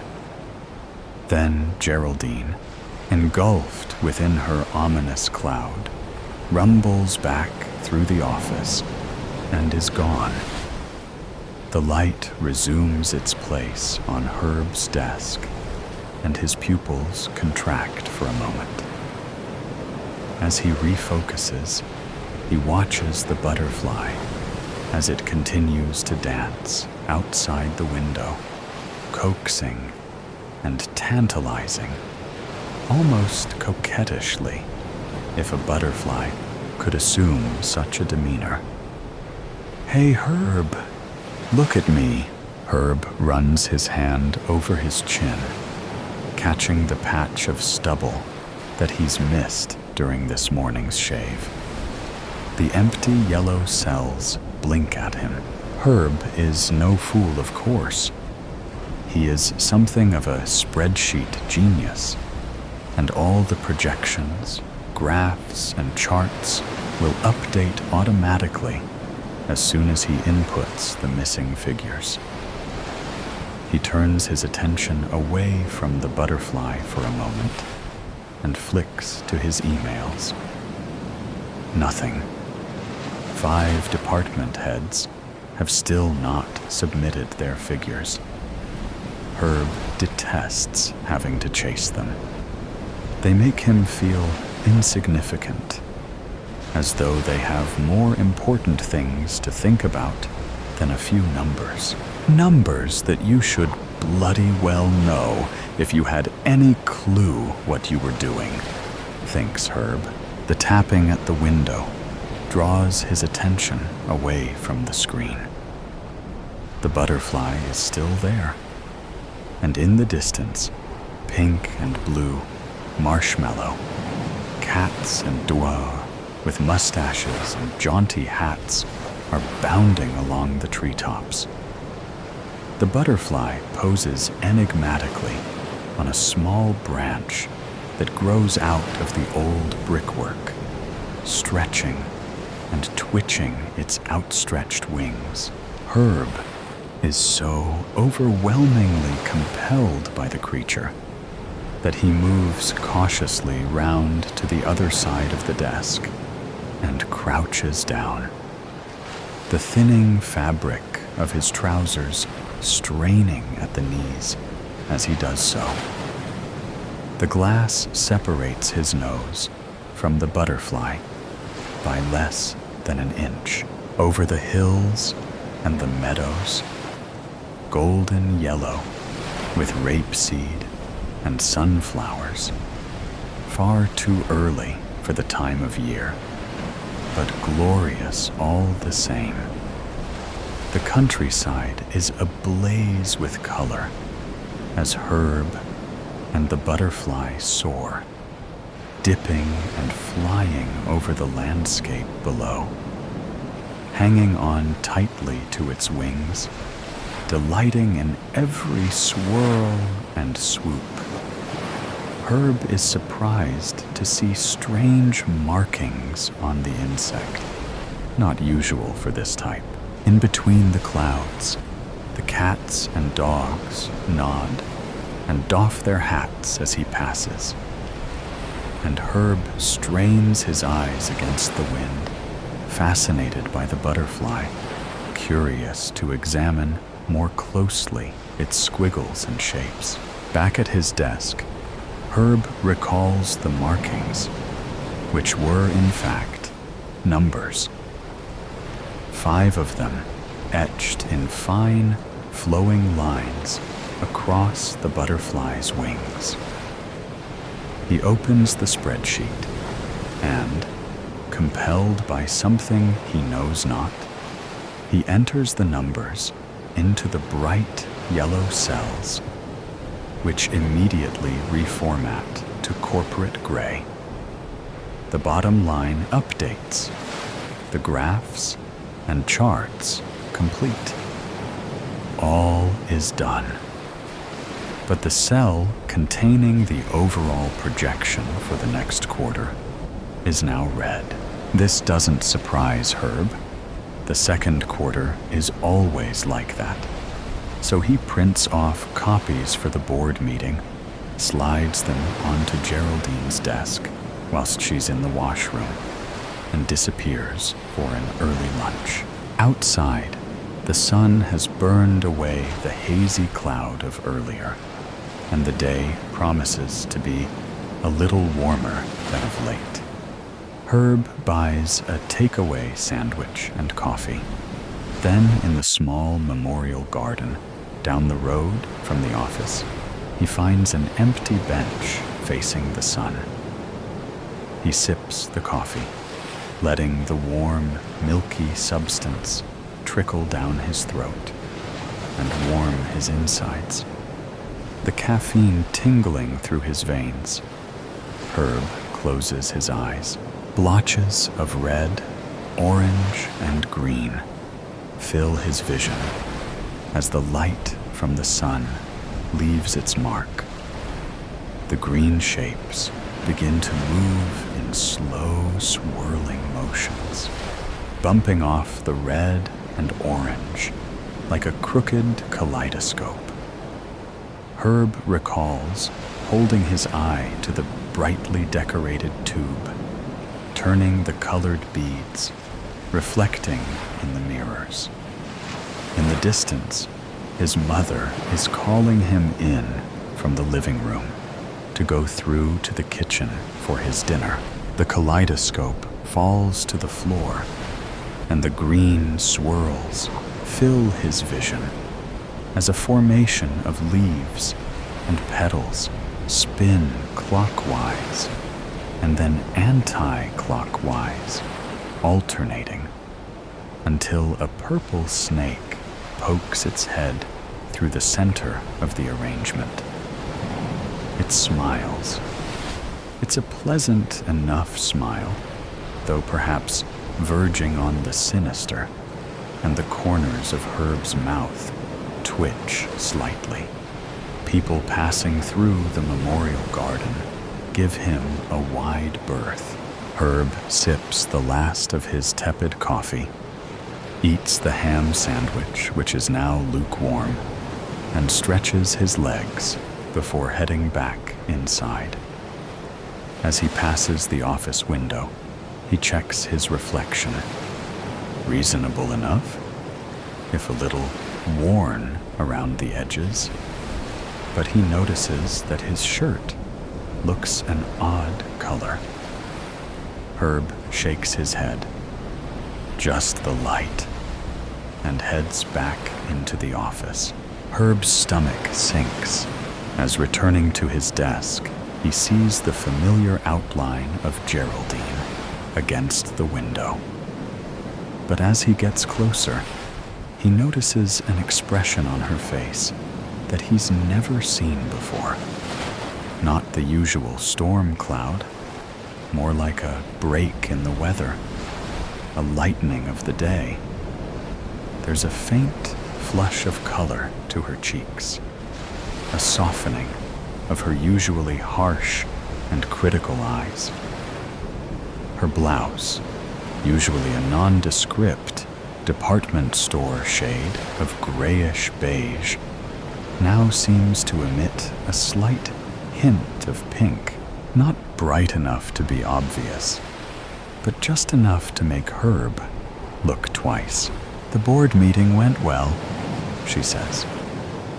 The projections were in line with expectations. Good work, true love. Herb nods, not sure how to respond. She has never called his work good before. Ever. I need you to run some modeling, she continues. Future projections, based on recent trends. A few different scenarios. I want to see what we're looking at for the next couple of years. She turns to leave, then pauses.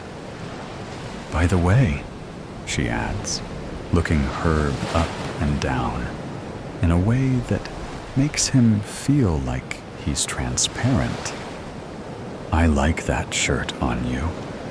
You had a dark blue one on before, didn't you? Herb looks down. His shirt seems pale and washed out, and he's not entirely sure what color it had been earlier, his morning routine being somewhat chaotic. The first shirt out of the wardrobe usually suffices. Herb sits at his desk.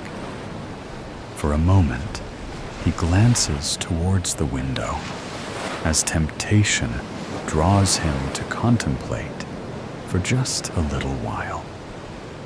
But Geraldine's demeanor has startled him, setting him off balance. For the first time since starting with the firm, he feels compelled to produce what she wants as accurately and as promptly as he can. Herb exhales slowly and turns to the spreadsheet. Numbers and formulas are a place of comfort and security for him, and he begins to plan out the equations and tables of data that he needs. Everything is mapping into the right place. No errors flash, but his mind is slowly drifting. The warmth of the sun still lingers on his face. The coffee tingles in his bloodstream, and Herb's fingers hover over the keys. The marshmallow cats and dogs have returned, their sugary bodies bound across a soft, undulating pastel landscape, their hats perched askew at gravity-defying angles. Herb watches the beautiful hues of the world around them, gentle like childhood dreams. He smiles as they swirl and leap, admiring their peculiar hats and mustaches. Then there's a flicker, and something deeper in his mind stirs. Herb snaps back to the screen. The formatting is wrong. Purple cells, they hadn't been there before. He hadn't formatted them that way.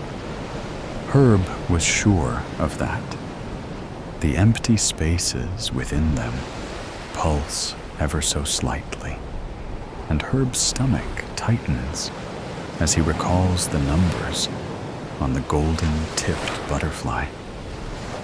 The snake was purple.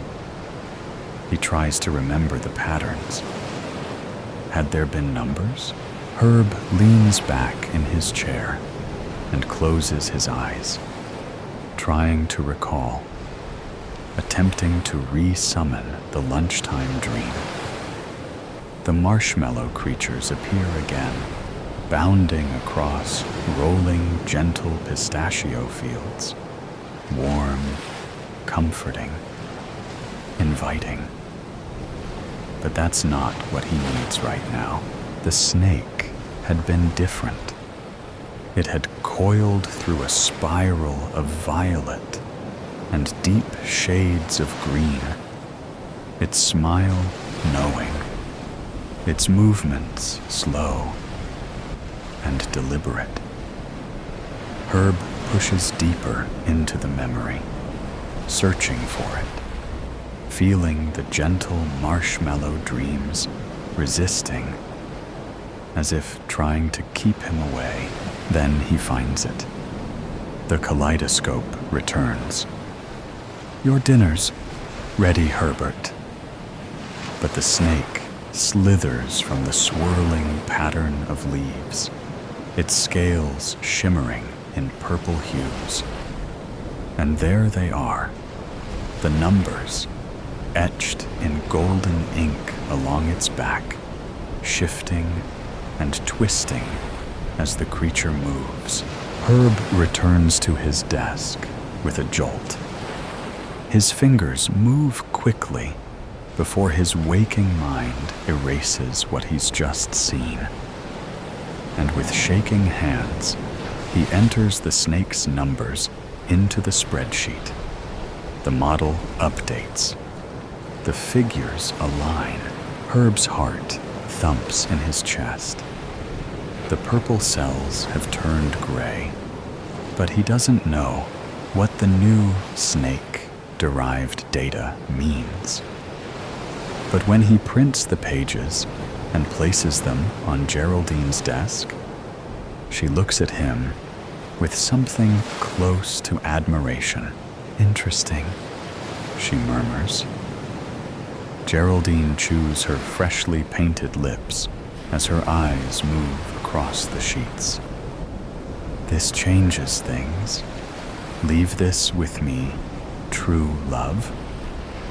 Then a pause as she adjusts the chain of magenta beads that seem to have appeared around her neck.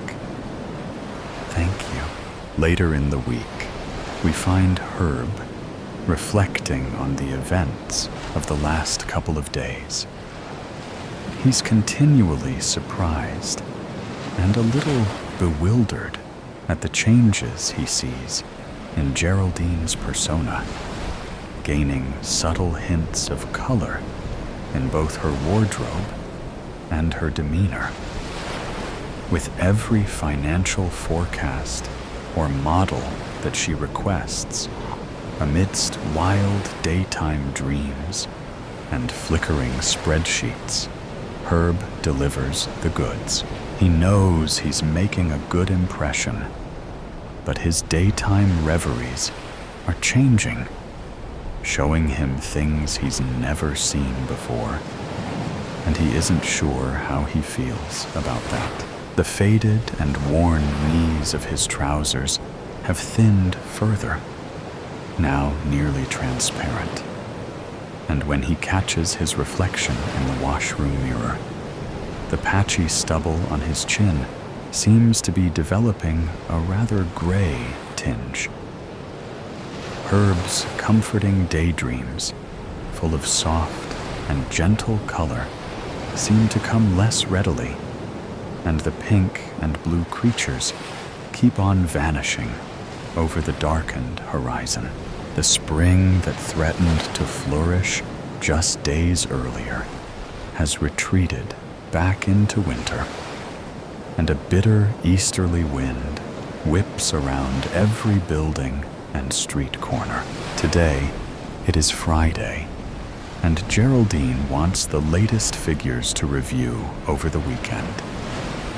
As ever, Herb is on point to deliver. It seems to him that the department heads have faded into obscurity. They approve the files that Herb emails to them without a second glance, and Geraldine continues to be enthralled, enchanted almost, by the tables and charts that Herb sets on her desk at every demand. This morning, Geraldine's blouse is a vibrant cornflower blue, her smile brighter, her voice lighter. She calls Herb into her office. "Herb?" She smiles. "Did she just call me Herb? The board members have noticed your work. They want you to take on some more experimental forecasting." Herb's eyes drift past Geraldine's shoulder. Through the window, he sees a slender man in a tight red suit balancing on the edge of the window ledge. He's grinning at Herb, opening and closing his suit jacket, revealing something, a code perhaps, and then quickly concealing it, smirking as he does so. Behind, in the distance, the soothing colors of pastel fields flicker as marshmallow cats and dogs try to draw Herb's attention. The scarlet character outside the window watches, waiting. "Herb!" Geraldine's voice punctures Herb's distraction. This could mean a promotion, more pay, more prestige. Think about it over the weekend. Herb rattles his head, bringing himself back into the moment.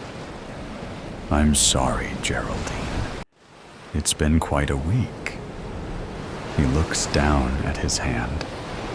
It looks paler than before, almost translucent under the harsh office lights. He swallows, his throat dry. "I'll get those figures to you this morning, ready for the weekend." The spreadsheet gapes at Herb. It flickers. Cells that were accurate earlier are now showing HRF and other disturbing error codes that Herb has never seen before. Other cells are suddenly formatted in red, their borders animated, serpents slithering around each red cell. Herb looks out of the window across the gray sky, where trees bend and sway in the wind, and litter from the street blows up in gusts. The red-suited man peeps impishly around the corner of the window, just enough that Herb sees his menacing grin. Then he steps fully into view. Herb notices the purple snake wrapped around the man's left leg, and on his right shoulder sits a butterfly with golden-tipped wings. Somewhere in the distance, in what feels like another world, a drum within a dream, the blue and pink marshmallow creatures are trying to reach him, their little hats bobbing as they bounce over clouds. But the scarlet presence is looming closer, toying with the buttons on his red jacket. Open or closed, it mouths through the glass. The butterfly flaps and the snake slithers, its purple scales gleaming, waiting for Herb to notice the fresh set of numbers along its back. As Herb closes his eyes, he finds himself at an unfamiliar crossroads. One path stretches away in soft, gentle hues. It feels familiar and safe. He can see the marshmallow creatures playing in the distance, their hats bobbing as they bound through a pastel-tinted world of sunlit clouds. They wag their tails, tweak their mustaches, urging him to join them. But they are fading, their edges blurring. In the opposite direction, shadows twist into deeper, richer colors: purple, red, gold. The air sparks with energy that Herb can't see, and the red-suited man stands, waiting, his smirk widening as he temptingly holds his jacket open, revealing an array of numbers and equations. Herb rubs his eyes, looks again in each direction. Herb is compelled by something unfathomable, but he thinks he understands. At his desk, Herb works feverishly, head down. He is focused on completing the spreadsheet for Geraldine. By lunchtime, he has succeeded in his task. Geraldine is happy. She pats the papers on her desk fondly, like a favorite pet. She'll look at them over the weekend, she tells Herb. She trusts him to have done a good job. We rejoin Herbert Truelove the following morning. It is Saturday. His tousled head emerges from beneath the bedclothes, and he greets the weekend with a yawn, blinking at the light creeping between the gap in his thin bedroom curtains. He has slept well, remarkably well, in fact. It has been the best night's sleep Herb has had in a very long time. Those eyes of mine. The machine beeped, boiled and seethed. I pressed the button, and water leaked, filling the cup to its brim. A cup of coffee, pure. I opened the window wide, letting the breeze tingle the fuzz on my nape.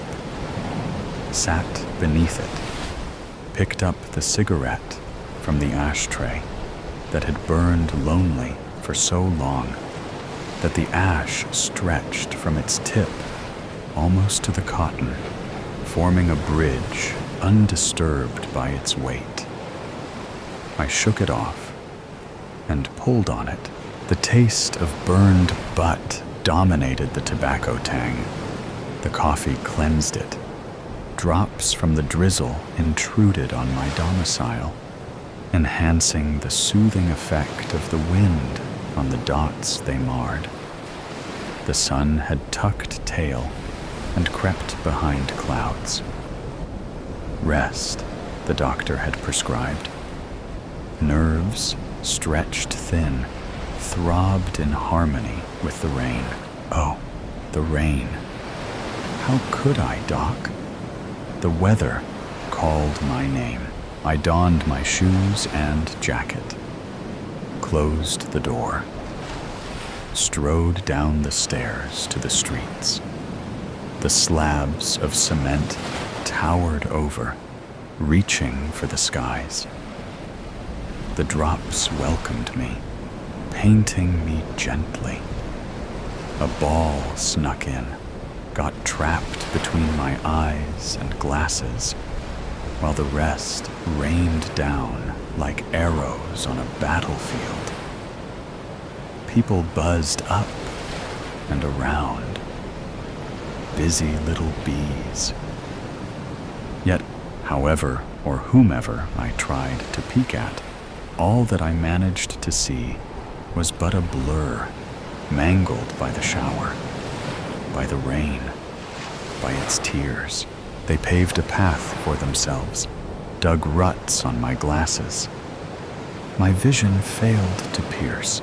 I trailed what I assumed to be their tracks. When one's feet made space for themselves on the puddles as they stepped and left it vacant when they departed, that's when the ensuing spot got filled with water. It created a momentary footstep. That's what I followed. A fleeting moment along the restless ponds, vibrating in seclusion from one another. The vista of concrete proved inescapable. For the moment, the puddles were left undisturbed. That's what they showed. A reflection of gray, hubs of broken dreams. The vehicles behaved strangely under the rain. They too beeped, stalled, and buzzed around. The path led me along the blocks, passing from one street to the other. The vistas remained the same. Were they copies of one another? Or was I stuck in place? I lifted my head and flicked the flock of drops off my locks. That was the third bus stop that I approached. The carrier reloaded, its travelers hurrying outside with new ones coming on board. To avoid the crowd, I lingered in my gait, pulled out my pack, and plucked a treat. The way it nested on my lips brought a moment of respite. The lighter struggled, producing sparks, again and again. Yet no flame.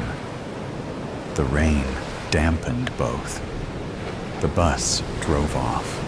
I continued my journey with no obstacles in sight, threading the many tracks left behind. Need a light? A question asked from beneath the canopy of the stop. The mess on my glasses had turned to a layer, a coat of mist, a mush of hair, clothes, legs, and arms, and a lighter lit with a gray-washed flame.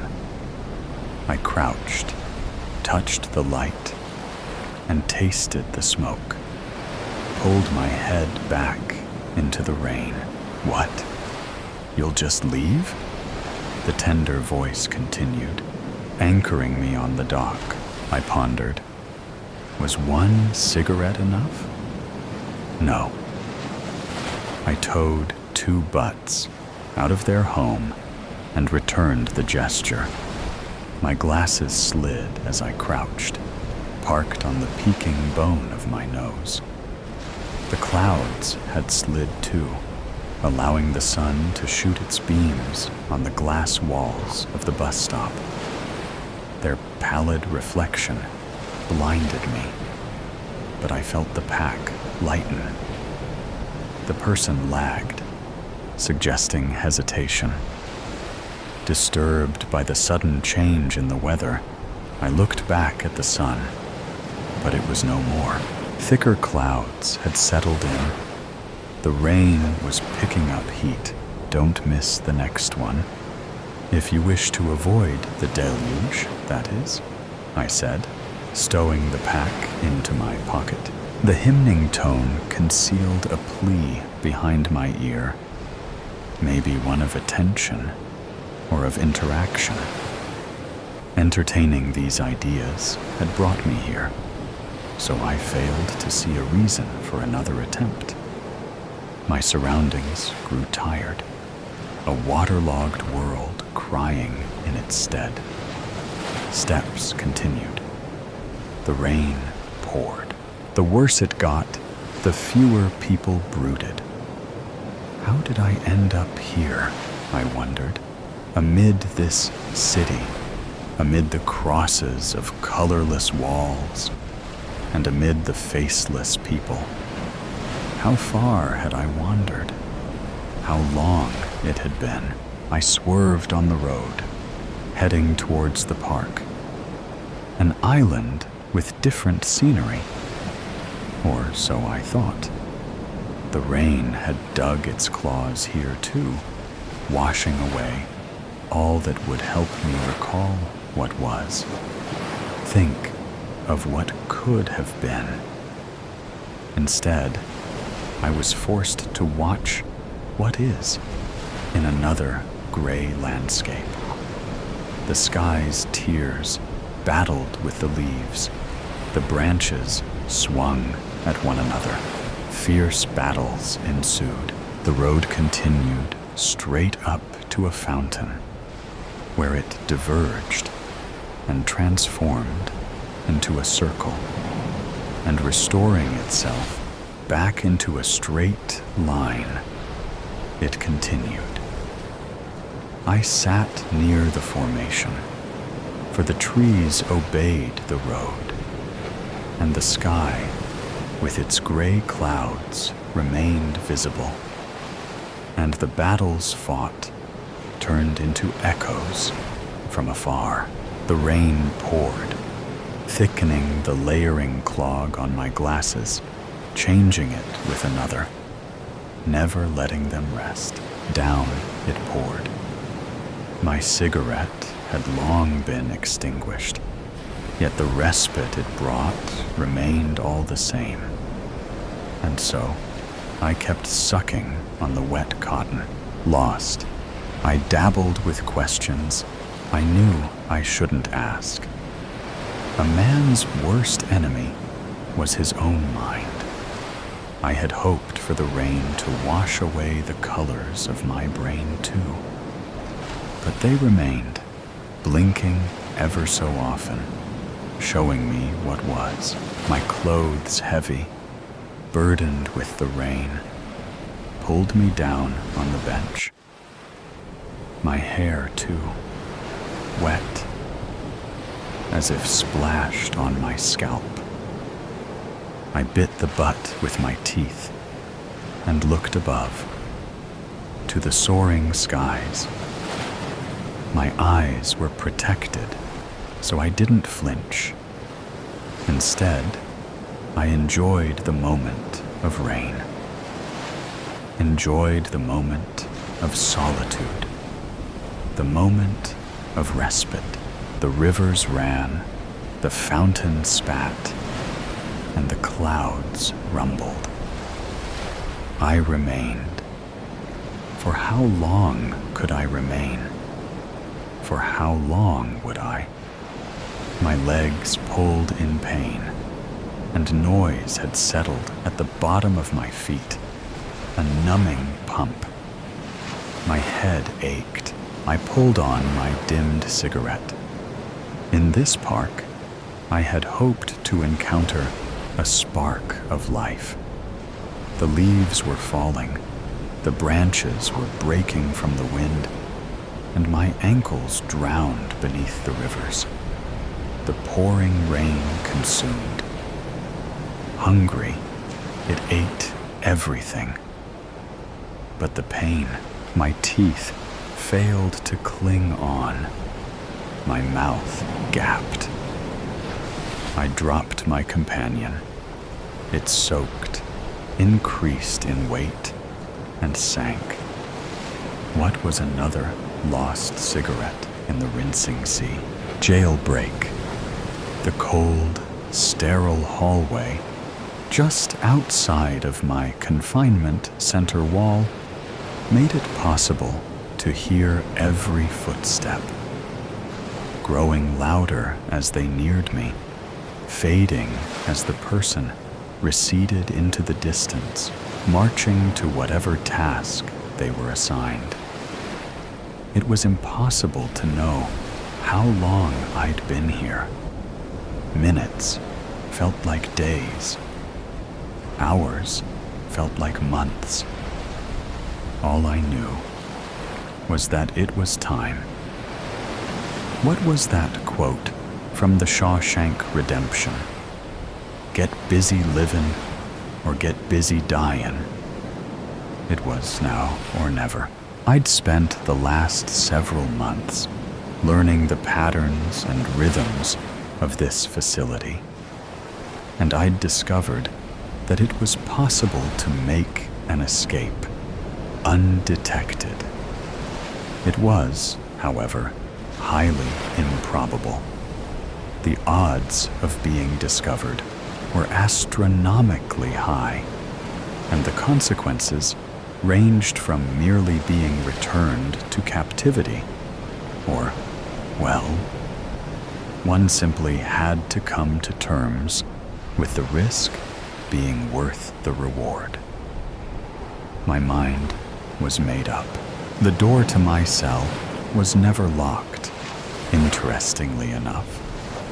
The reality was I could walk out at any time, but that didn't make me any less of a captive. They knew that I couldn't just leave, and that made them reckless with this one very simple security measure. There were others here, too, held in similar circumstances as myself. If my plan was to work, if I could make my way to freedom, there would be new protocols put in place. The others would feel those consequences. That thought had kept me from trying to escape before, that my freedom would lead to their pain. But as the days and months wore on, I'd shoved those thoughts aside. Surely they had tried and failed at exactly what I'm attempting now. Did they consider how their success would affect me? I strongly doubted it. It was every man for himself in here, despite the words I'd heard time and time again as the guards and wardens walked past my cage. Sunlight flooded through the one small window behind me. It seemed as though it had been weeks of gray skies. The warmth on my skin was all the encouragement that I needed. It was now or never. I listened for the sound of 2 sets of footsteps coming down the hallway. This pair always made their way along the corridor at the same time every day, always together. After them, there would be 2 more, but this time in singles, a few minutes apart. Then it would be time. They all needed to see me, to know I was still here. Their complacency must remain intact for my plan to succeed. The faint sound of 4 feet making their way towards me finally could be heard.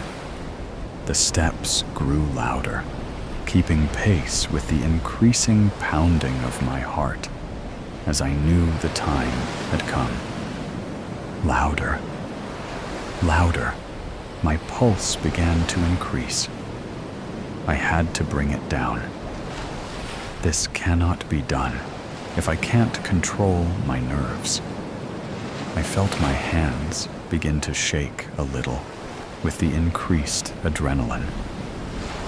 Sweat began to form ever so slightly beneath my arms. I had to get control. I took a deep breath and let it out slowly. Then another. Then another. I cleared my mind of what was about to take place. I didn't need to go over the plan any further. I knew it well. I just needed to move with calm deliberation. Another deep breath. I felt my heart rate begin to slow. Another deep breath. My hands steadied. Then the plodding footsteps came to a stop just beyond my door. "Hello in there," came the much too delighted voice of the middling drone on patrol. He was happy to be here, happy to be in the slightest position of power over me. Had a few things gone differently, maybe it would be me out there and him in here. I like to think that I'm better than him, though. I'd help with someone's escape plan if I was alerted to it, not ratted out. Or, at the very least, I'd look the other way, but not him. No, he derives meaning from this tiny amount of authority. I won't give him the satisfaction of getting even a hint of what I'm about to do. "Hello, sir," I reply back, attempting to soften the terseness that I want to convey. The woman who patrols with him never acknowledges me. I can tell she believes he should be more dismissive of me, that he should use whatever mediocre power he has to diminish my existence even further. Nice to see the sun shining again, isn't it? It is. Hopefully, you'll get to enjoy it fully soon. I know I will. I continued to myself. Perhaps, but my shift does run pretty late into the day, so maybe another time. The woman sighed with impatience. Well, I should carry on. See you on the next pass. Yes, on the next pass. Good day, sir. Their footsteps fade into the cavernous recesses of the facility to my right as I await the next set of footsteps. The waiting seemed to be the worst part of my plan so far. It gave my heart too much time to become anxious, so I tried to occupy my mind with thoughts of how the woman would berate the man if my actions were ever discovered, particularly if it became known that mere minutes after they'd passed, I'd made my move. A smile drifted across my face at the thought of it. She clearly had some type of authority over him, but I knew for certain it wasn't in rank. Perhaps it was in that same way that many women had authority over many men throughout all of time. The issues that my leaving will cause him, the erosion of his pathetic authority, brought a great joy to me that steeled my nerves for my next encounter. I heard the clicking of heels echoing in my ears, and I braced myself for another interrogation. This time, however, there was only a slight pause, and then hurried footsteps away down the hall. I heard a slight commotion and some raised voices, an uncommon occurrence that I hoped would resolve itself quickly. I strained to listen, to determine if this new development would derail my escape before it had even truly begun. It's not what you think. Please? I just needed... You needed what? It was the man who had just stopped and spoke to me. He must have backtracked and surprised the poor guy who clearly had the same thoughts of freedom as me. Why did he choose to go now? The timing was way off for any chance of success. Pathetic fool. I cursed him under my breath, because now they'd be on high alert, if they weren't already. Back in your cell. You don't come out until we say you can come out. I thought that was clear, but please, tell me if I need to make it more so. Do you want me to do that? No, sir. That won't be necessary. I'll have to report this, you know? You brought this on yourself. Perhaps the officers will have mercy. But it's really out of my hands. The silence that followed must have been the poor soul's sad acceptance of his fate. Finally, I heard everyone continue on their way, and I listened for the steps that would signal the beginning of my mission.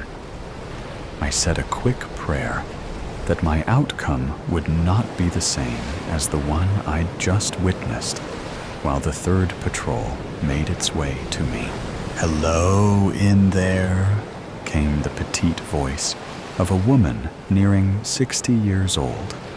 If she was a day, she really couldn't prevent anyone from leaving on her own. But that was just as true of the others who passed by here.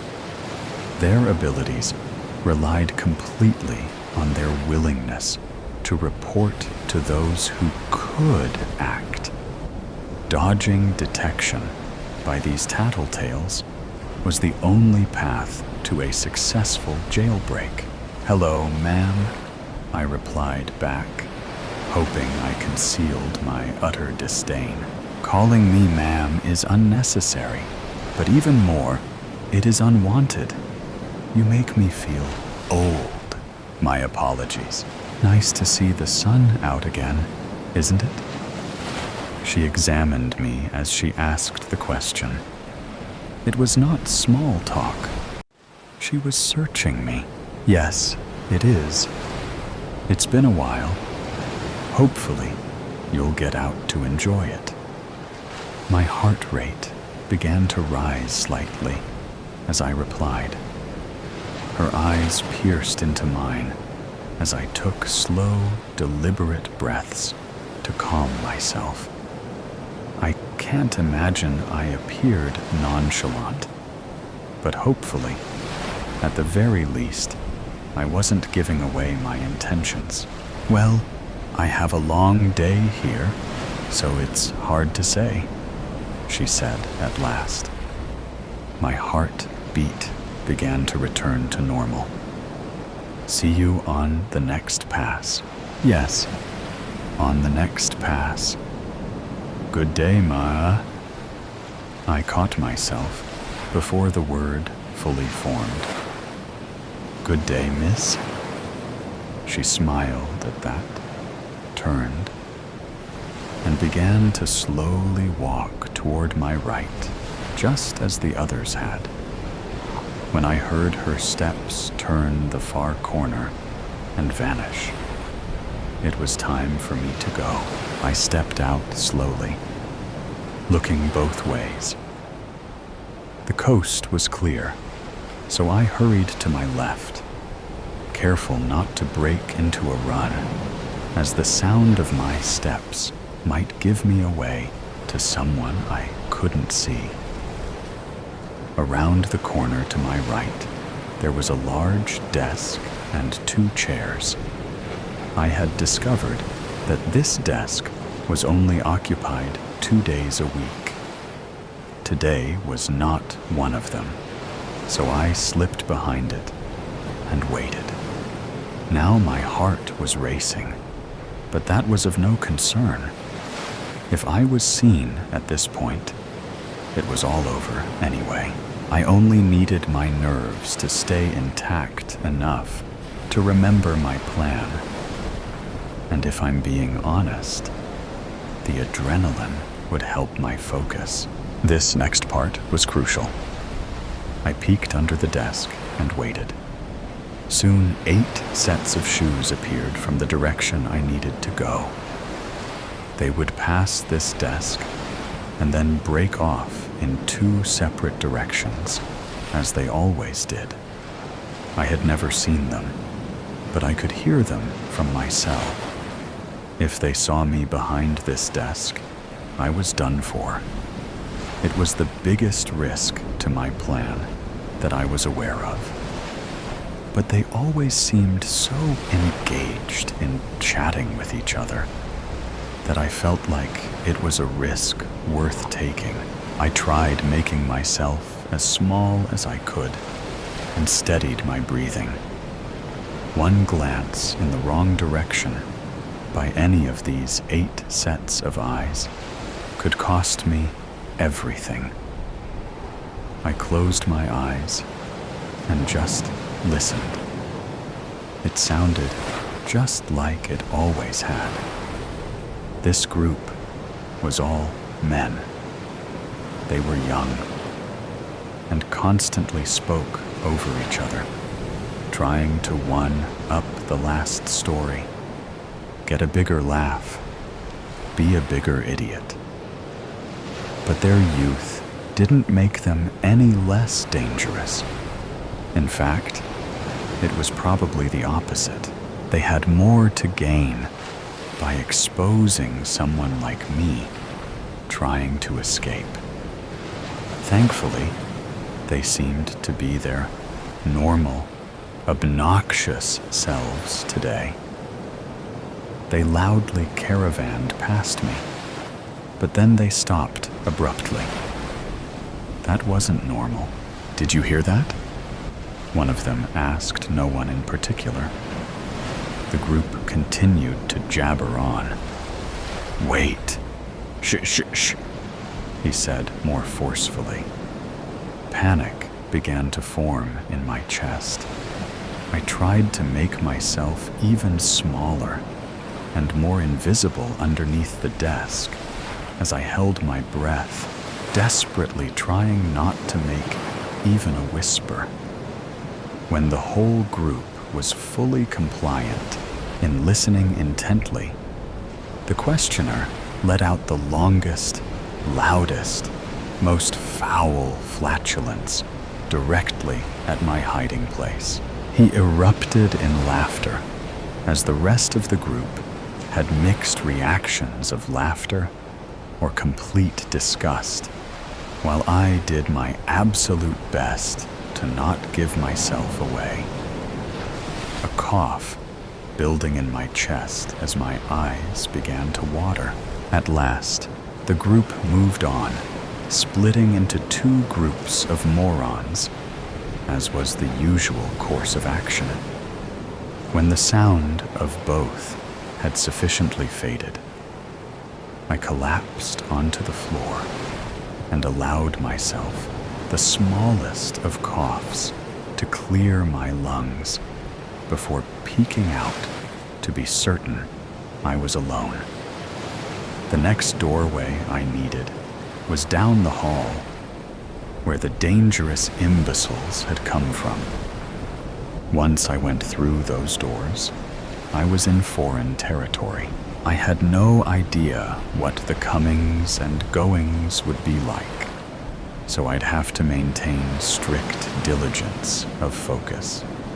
Certain that no one could see me, I crept from my safe zone and stayed low and against the wall, heading to the next door.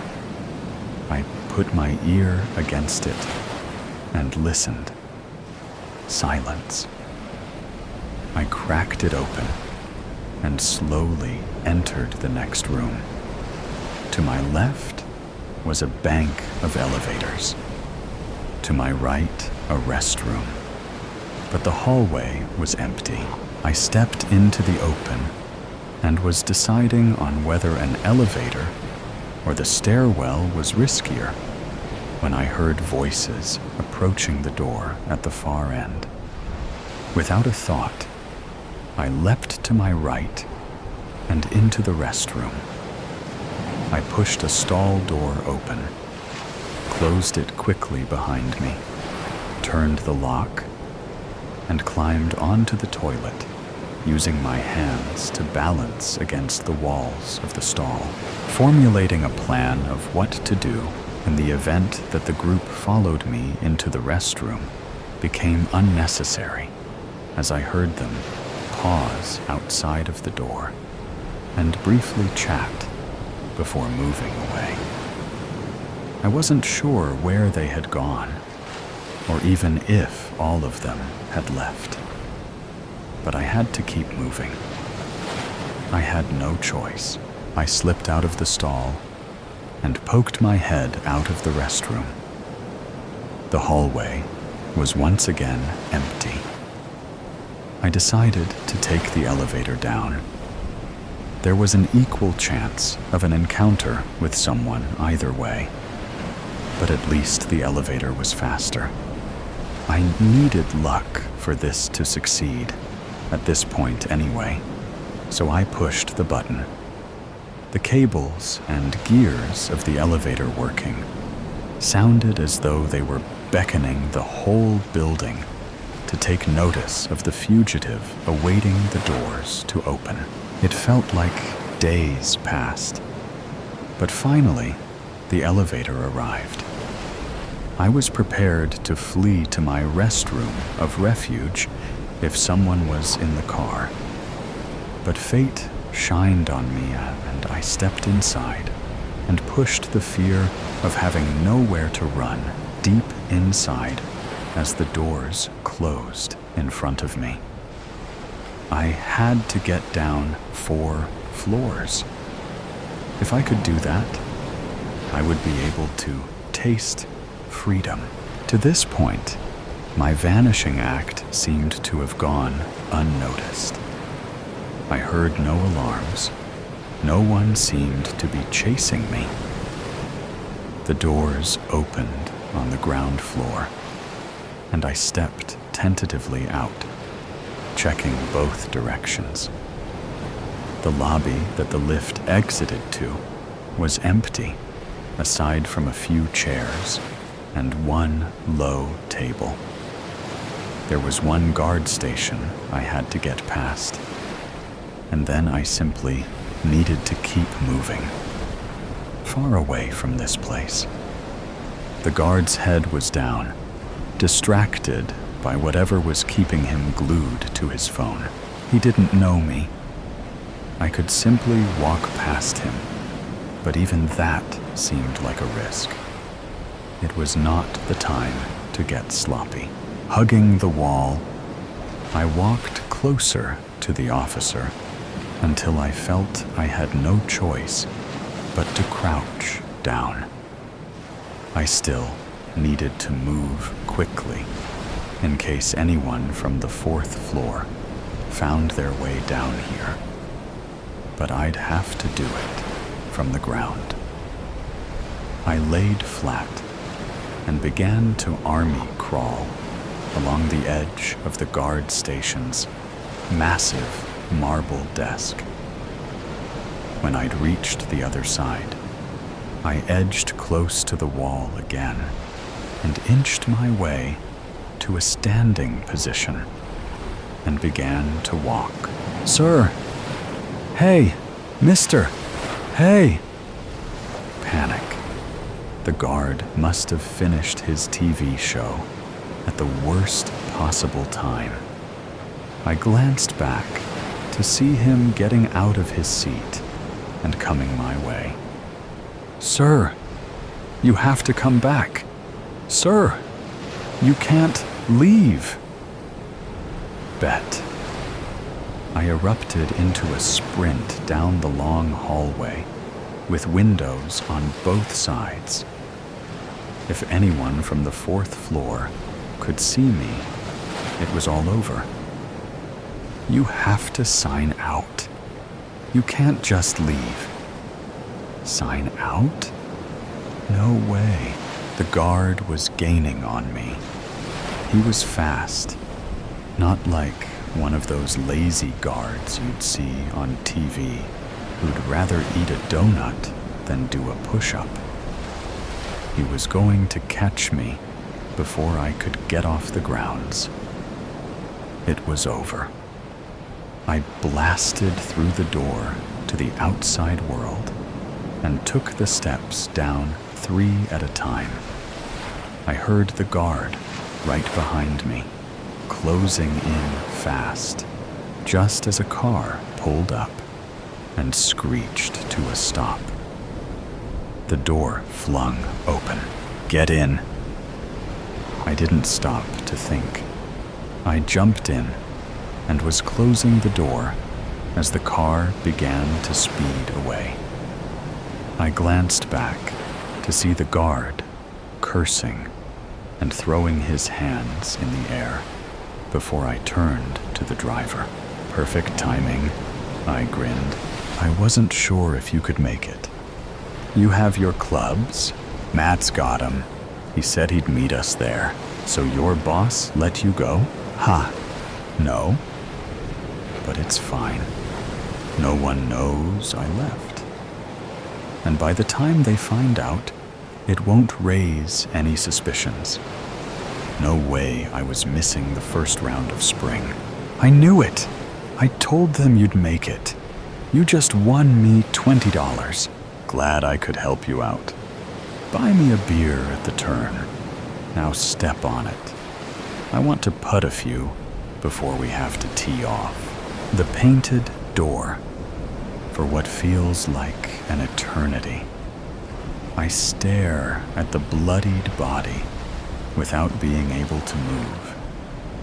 It's sprawled at my feet, limbs flung wide open, limp, each arm and leg pointing in a different direction on the filthy cobblestone ground of the tiny, walled, dark, and abandoned courtyard. Above us, the moonlight and the sparks of stars flicker behind white clouds that slice through a deep blue sky, like ghost ships crossing distant, uncharted seas. The layers of mythical creatures and fearsome leviathans. With my free hand, I grope blindly at my own stomach, applying pressure to the wounds, the deep cuts that tore through flesh and muscles during the fight. Warm, dark blood gushes between my fingers, trickling down my arm, soaking the inner sleeve of my shirt and jacket. A lantern shines through the fogged glass of a third-floor window in the adjacent building. I run and hide, crouching behind a bush. Clenching my teeth, I stifle a groan. "Who's there?" demands the gruff, weathered voice of an old man. Through the tangle of leaves, cloaked in shadows, I watch him. He wears a long, white cotton nightgown and a matching cap. One hand holds the open window, while the other grips the lit lantern. He squints and scans the courtyard, fixing his gaze on the body. Hey, you degenerate drunkard. Go die somewhere else, Satan. Shoo, shoo. He yells like this for a minute or two, then grunts, mutters a curse, shuts the window, and disappears along with the light inside the room. I lift my head and look around, peering through one of the gaps in the ancient stone wall into the street. Seeing no one, I seize the opportunity to leave the scene.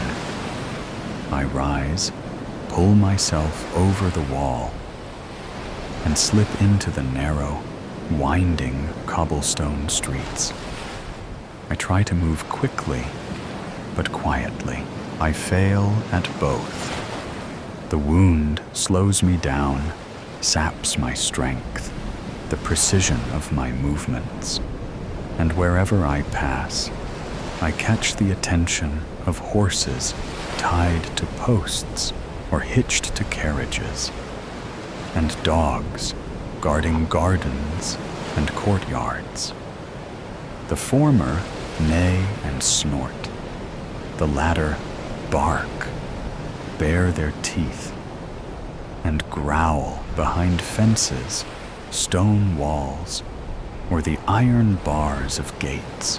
The streets are deserted, except for the animals, silent save for their sounds, the gusts of wind, the rustling of leaves, the creak of hinges on lonely shop, and tavern signs swaying in the dim light.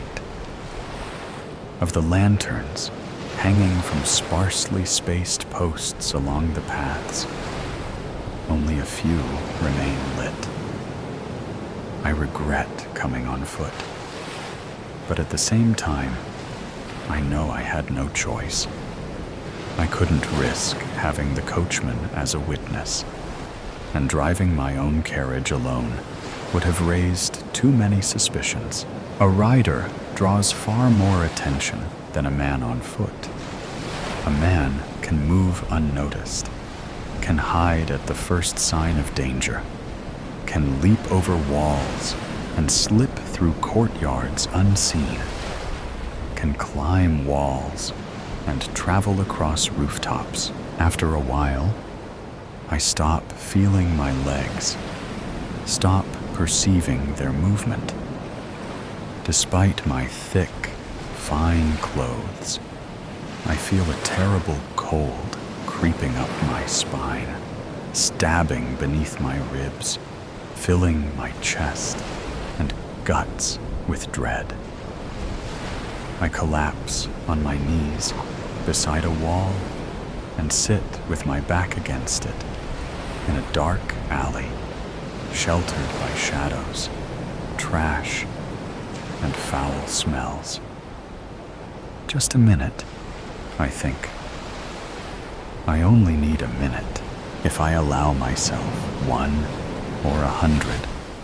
I can't say. But I wake startled when the clamor of sirens and bells reaches my ears. I've been discovered. They're after me. I bury the fingers of my free hand in the crevices of the wall, between the stones, and pull myself back onto my feet. I resume dragging myself forward, attempting to run. I stagger in zigzags, stumble and nearly fall, collide with posts, carriages, empty stakes, and walls, yet press on, one street at a time and one turn at a time, choosing the most crooked and darkest paths, cutting through back alleys, narrow lanes, and forgotten open courtyards. The dreadful symphony of the pursuit never seems far, but also doesn't gain on me as much as I fear. It follows me closely, always keeping the same distance, as if it were holding back for now. It is a macabre, inhuman sound, seemingly coming from nowhere and everywhere at once. I am about to turn a corner when I see the light, unlike any other I have ever encountered. It is not yellow or orange like the light of fire or lanterns. It is white, pulsating, alive, like sunlight itself. I stop leaning against the wall of a building, mesmerized. The light crawls over the cobblestones like a living thing, formless and boundless. As it approaches, the colors of the lanterns, the animals, the stones, the ground, the walls, everything it is about to touch, fade away.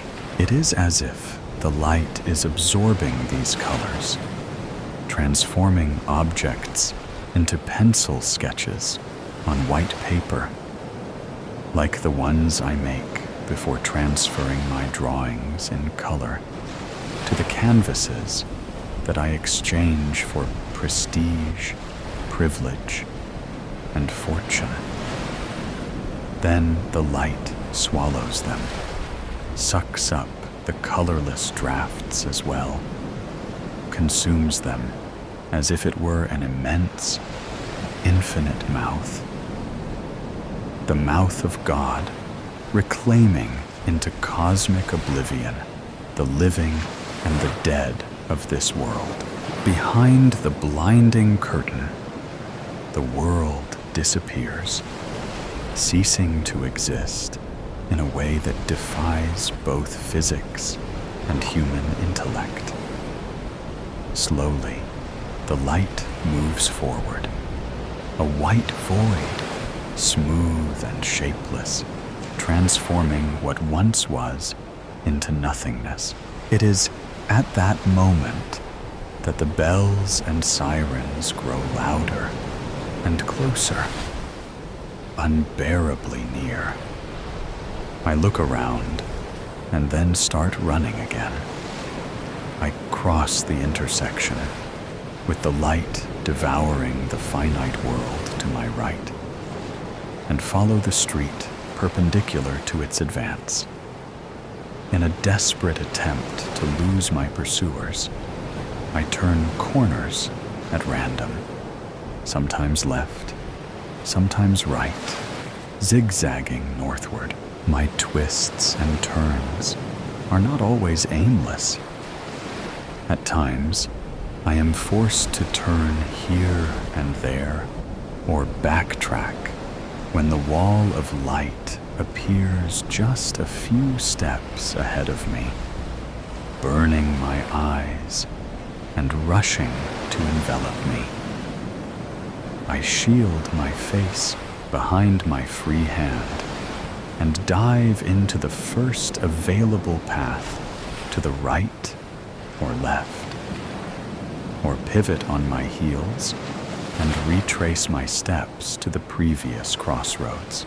Thus, I conquer the paved streets and the dirt roads, crossing the mile-long stretch that separates the town from my private hill and the mansion crowning it.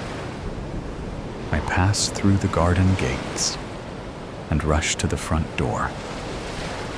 The guards and other staff still awake at this hour are startled, surrounding me, offering to help me walk, to carry me to a bed, a chair. They inquire about my injury, whether they should send a rider to fetch the physician from the village. I command them all to step back, to leave me alone, ordering that every door and window be sealed. For a brief moment, I work alongside them in this endeavor, but then I turn and make my way down the corridors to the bedroom. I kneel by the side of the massive canopy bed and touch Maria's warm face as she sleeps in peace and oblivion, undisturbed by the banging of doors, the shouted exchange of orders, or the music threatening to unravel my perfect world. The clamor of that million-strong chorus of sirens and bells. Gently, I wake her and help her to her feet. Quickly, my love, come with me. You must come with me, I whisper urgently, pulling her by the hand. She follows, trembling, crying, asking about all that blood, about the injuries, and the blood, the blood, the blood. So it was all over, then. Had I won? Were we finally free to live our love, no longer bound by escapes, lies, persecutions, or consequences? I pull her by the hand through the corridors to my studio. Along the way, I grab one of the lanterns hanging from rings fixed to the stone walls. I enter, pull her inside, and lock the door behind us. Frantically, I fly from one side of the room to the other, ensuring all other entrances and windows are shut as well. I move unsteadily, stumbling, pushing aside finished paintings, knocking over empty easels, unfinished canvases, and tables cluttered with papers, palettes, jars of paint, and brushes. Once convinced that every possible entry is sealed, I return to Maria, grasping her hand again, and lead her toward one of the walls. I scour the floor for a brush and a jar of paint. When I open the first jar, I find inside a solid, useless, gray lump. I hurry around the room, gathering more jars, only to find them equally futile. I try using the paint from the palettes, attempting to make it at least pliable with saliva. But to no avail. I find myself clutching a dry, useless brush, turning helplessly in place, sobbing, groaning in pain. Then I remember the wound, the blood. I return to the wall, grip trembling, inconsolable and bewildered Maria's hand.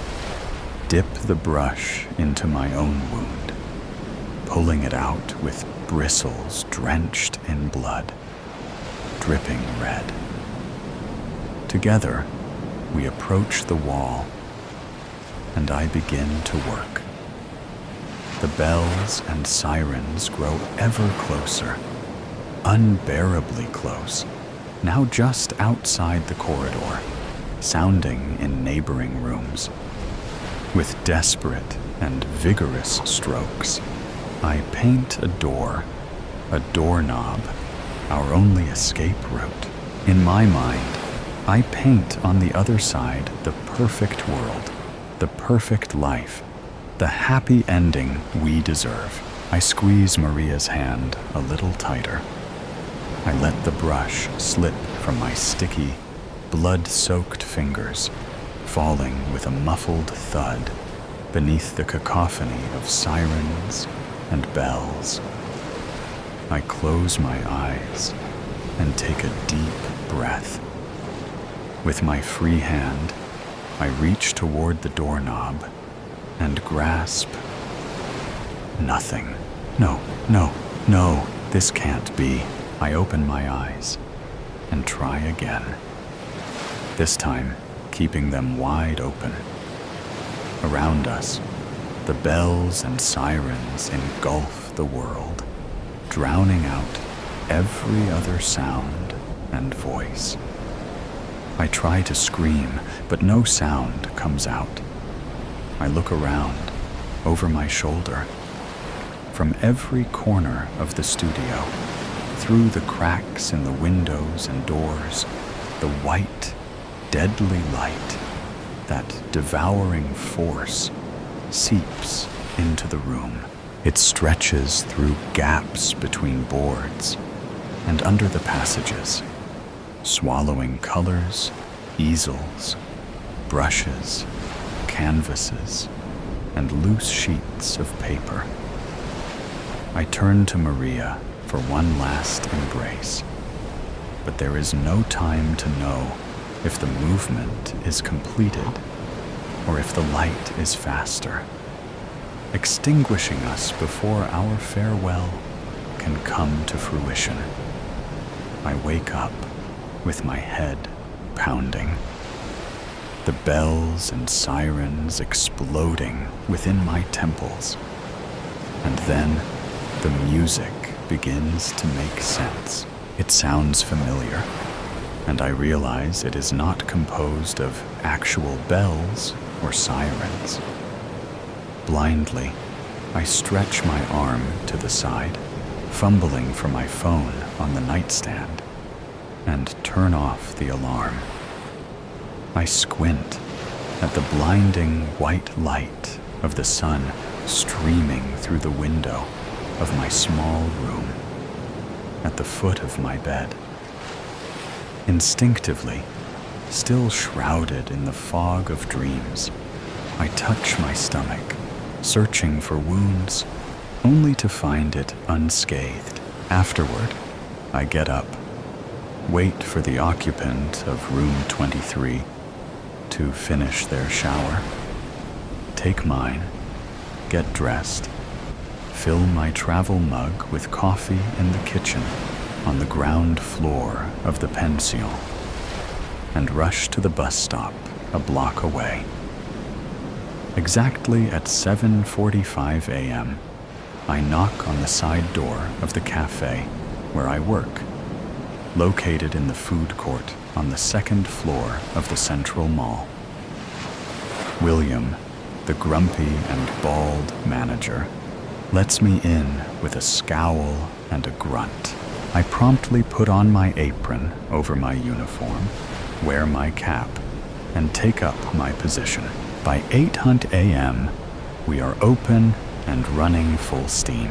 At 8:17 a.m., Maria arrives.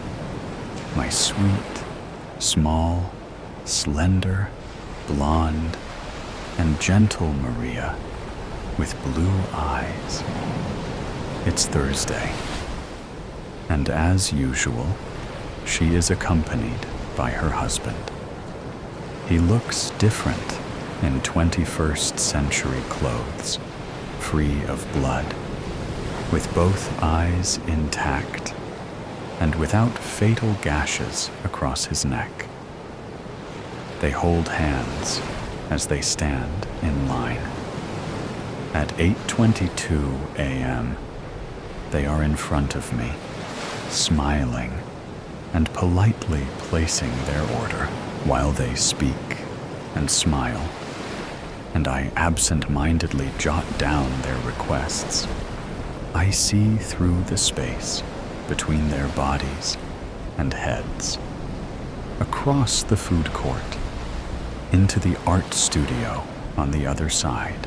At once, even from that distance, my eyes find the painting that captivated me 3 days ago, among the dozens of canvases and easels displayed in the windows. A couple holding hands before a door painted on a wall. The man, clearly a celebrated artist from the 18th or 19th century, still clutching a brush wet with paint. And the door. That door. That door. And that freedom. And that door. And suddenly, they could go anywhere they wanted to, could love each other and be happy wherever they pleased, as much as their hearts desired, in any place they chose, and nothing else could follow them. Not through that door. Nothing beyond them would be able to cross it.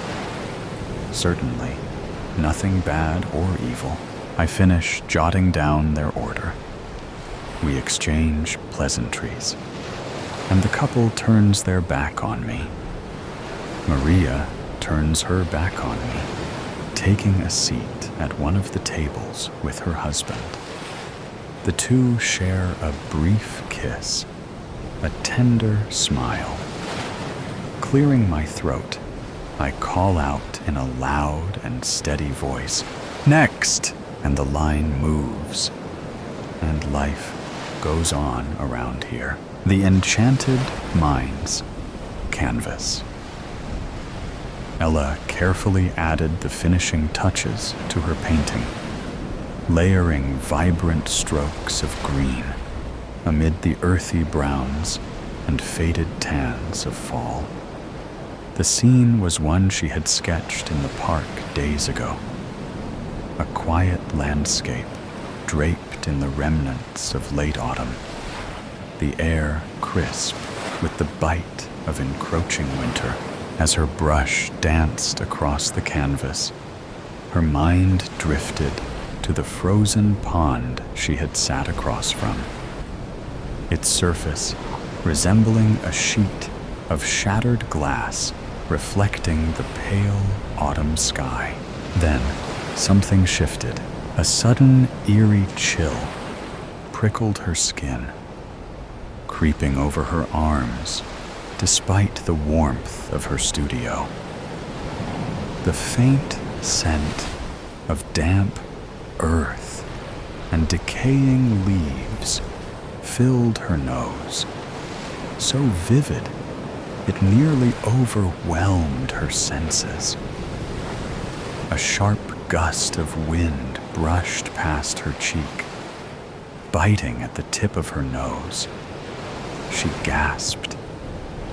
Her fingers trembled around the brush as the sensation deepened, no longer just a figment of her imagination. It felt real. The world around her wavered, its edges blurring as if reality itself had begun to ripple beneath her fingertips. Ella's heart raced. Her hand wasn't just gliding over the painting, it was sinking into it.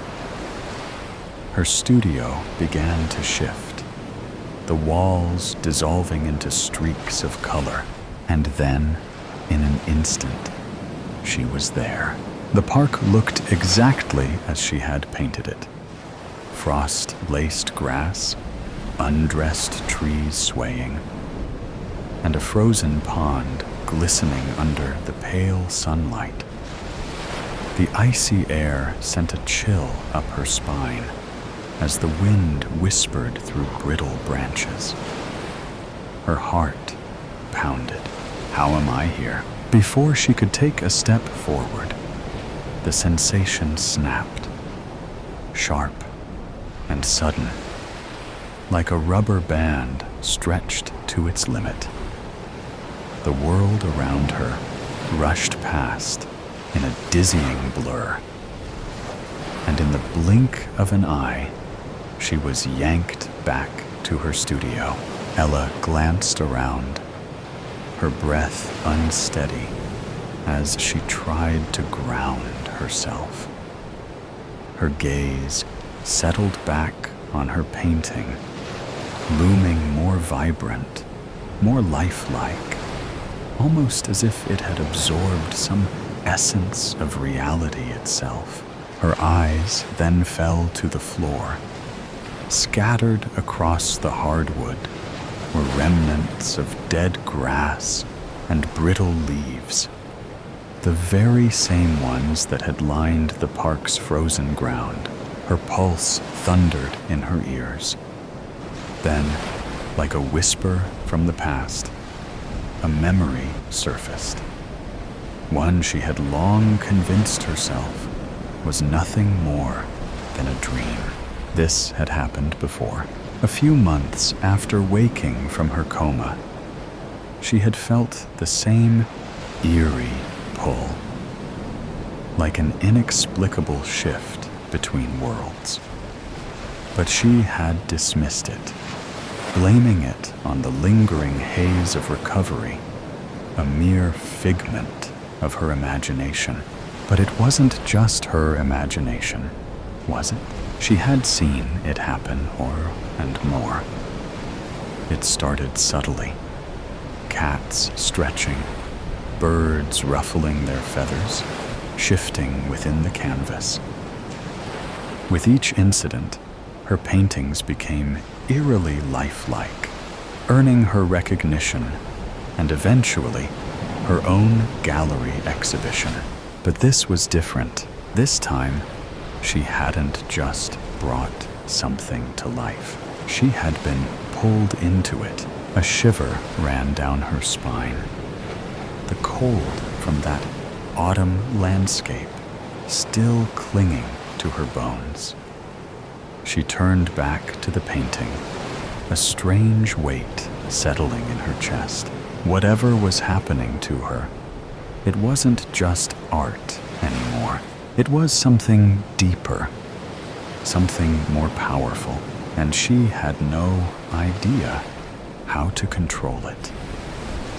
5 years ago. Anxious and impatient, Ella paced the hospital, her walker tracing an endless figure 8 of corridors. She wanted out. She was bored, exhausted, and angry, tired of the constant checkups, the intrusive monitoring, the way doctors spoke about her as if she weren't in the room. Most of all, she was tired of feeling like the world had moved on without her. Her classmates had graduated, their social media filled with college acceptance letters, beach trips, and late-night adventures. Meanwhile, she was stuck here, relearning how to walk, how to hold a fork without her hands trembling, how to exist in a life that had been paused for a little over 6 months. For half a year, Elizabeth Ella Larson had been lost in a silent void, trapped in a coma she had no memory of falling into. One moment, she was on the bus ride home from a school field trip, laughing with her friends. The next, darkness. Her class's bus narrowly avoided a catastrophic collision with a tractor trailer. The truck driver, having fallen asleep at the wheel, veered into the bus's lane, forcing the driver to make a desperate maneuver to prevent disaster. While most students escaped with minor injuries, the incident took a more serious toll on a few. Tragically, the bus driver suffered a heart attack at the scene, and 2 students sustained severe head injuries, slipping into comas, Ella being one of them. When Ella woke, the piercing brightness of hospital lights and the rhythmic beeping of monitors shattered the stillness, as if time had paused. But the world hadn't waited for her. Her face was already all over social media, her story shared and reshared by curious classmates. Though her parents and hospital staff tried to shield her from the media, it was inevitable. Visiting friends posted selfies and status updates, ensuring her return wasn't just her own. Initially, the attention was overwhelming. Luckily, to Ella's relief, the novelty eventually faded. Only a few persistent reporters and social media diehards still sought a glimpse of the girl who emerged from a coma. Meanwhile, Life resumed for everyone else, leaving Ella to realize she hadn't just lost 6 months. She had lost so much more. Pep rallies, graduation, and spring break. Before the accident, Ella had been an exceptional artist for her age. She had spent years perfecting her craft, creating paintings so lifelike they seemed to breathe on the canvas. Art was her passion, her escape, and hopefully her future. She had applied to countless schools, dreaming of the day she would walk through the doors of an art academy. But the more she recovered, the more she sensed that something had changed. A strange energy pulsed through her hands, as if the accident had left behind more than just scars. At first, she had brushed the feeling off as nothing more than a lingering effect of her recovery. However, when she finally picked up a pencil again, her art would begin to capture more than just reality. Hoping to lift her spirits, her parents brought her sketchbook. The physical therapist agreed and encouraged her to draw, believing it might restore her fine motor skills quickly. But the first time she tried sketching, her fingers, once so steady, betrayed her. The once effortless strokes turned to jagged, clumsy lines, chicken scratch from a toddler's hand. Frustrated and disheartened, she shoved the sketchbook aside and refused to touch it for days. Then, one afternoon, on impulse, she picked it up again. She began sketching the vase of flowers that sat on her hospital windowsill, a gift from her art teacher. The sunlight caught the delicate curve of a lily petal just right, making it the perfect subject to draw. As she sketched the details, a strange warmth spread through her fingertips. As Ella became completely immersed in her sketch, her mind wholly focused, the air around her began to shift. The scent of fresh lilies began to overwhelm her senses, far more intense than before. Startled, she looked up. Her breath caught. The real flowers had changed. The lilies that were half closed were now in full bloom, mirroring the one she had just finished drawing. Her sketchbook slipped from her hands, landing with a soft thud on the hospital bed. Ella stared at her fingers, watching as dust particles swirled in the afternoon light. Except they weren't just dust. The air around her shimmered, an iridescent glow clinging to her skin. She blinked, her heart pounding. It had to be a hallucination, a trick of her recovering mind, just a dream, she told herself, while her eyes were still fixated on her hands. Yet deep down, she knew the truth. Something within her had been unlocked. Awakened by the sun's warmth, Ella sat up, squinting against the bright light streaming through her bedroom window. Despite the winter chill, the morning sun cast an ironic touch of warmth to the frigid 30-degree day. As she shook off the haze of sleep, the sharp beeping of her alarm clock jolted her fully awake, a nagging reminder of the day ahead. She was scheduled to inspect the gallery rooms in the newly opened art building downtown, ensuring her pieces were displayed exactly as she envisioned.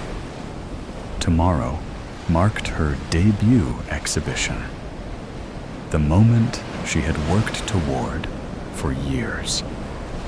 Excitement and nerves twisted in her chest. It was finally here, and she wasn't about to leave anything to chance. Silencing the alarm, Ella swung her legs over the bed and took a steadying breath. She grabbed the outfit she had picked out the day before, sophisticated yet artistic, the perfect balance. Heading towards the bathroom, she caught a glimpse of her latest work, leaning against the wall, a hypnotic twilight scene of Pittsburgh's skyline, reflected in the Monongahela River. The river seemed to shimmer, as if a ripple might break across the surface if she stared too long. Nope. Nope. Not today, she muttered, quickly looking away. No incident, especially not tomorrow. But what if it happened again? What if a painted river overflowed, flooding the gallery? Or a sudden gust of wind swept through, touching the viewers? And what if they realized what she could do? She pushed the thought aside, taking a deep breath as she splashed water on her face. She needed to focus on the gallery, on today. No distractions. She'd been careful all week. Still, the memory of being transported to the park unnerved her. Nothing that extreme had happened since, but the occasional ripple of water or a bird nearly lifting off the canvas was enough to make her uneasy. After getting dressed, she made a quick breakfast. Her phone buzzed on the kitchen counter. It was a text from her best friend, Rosalie. Good luck, Ella, and relax. You've got this. See you tomorrow at the show. Ella smiled at the words, even though her stomach was in knots. She typed back, "Thanks. I'll see you tomorrow." Her phone buzzed again almost immediately.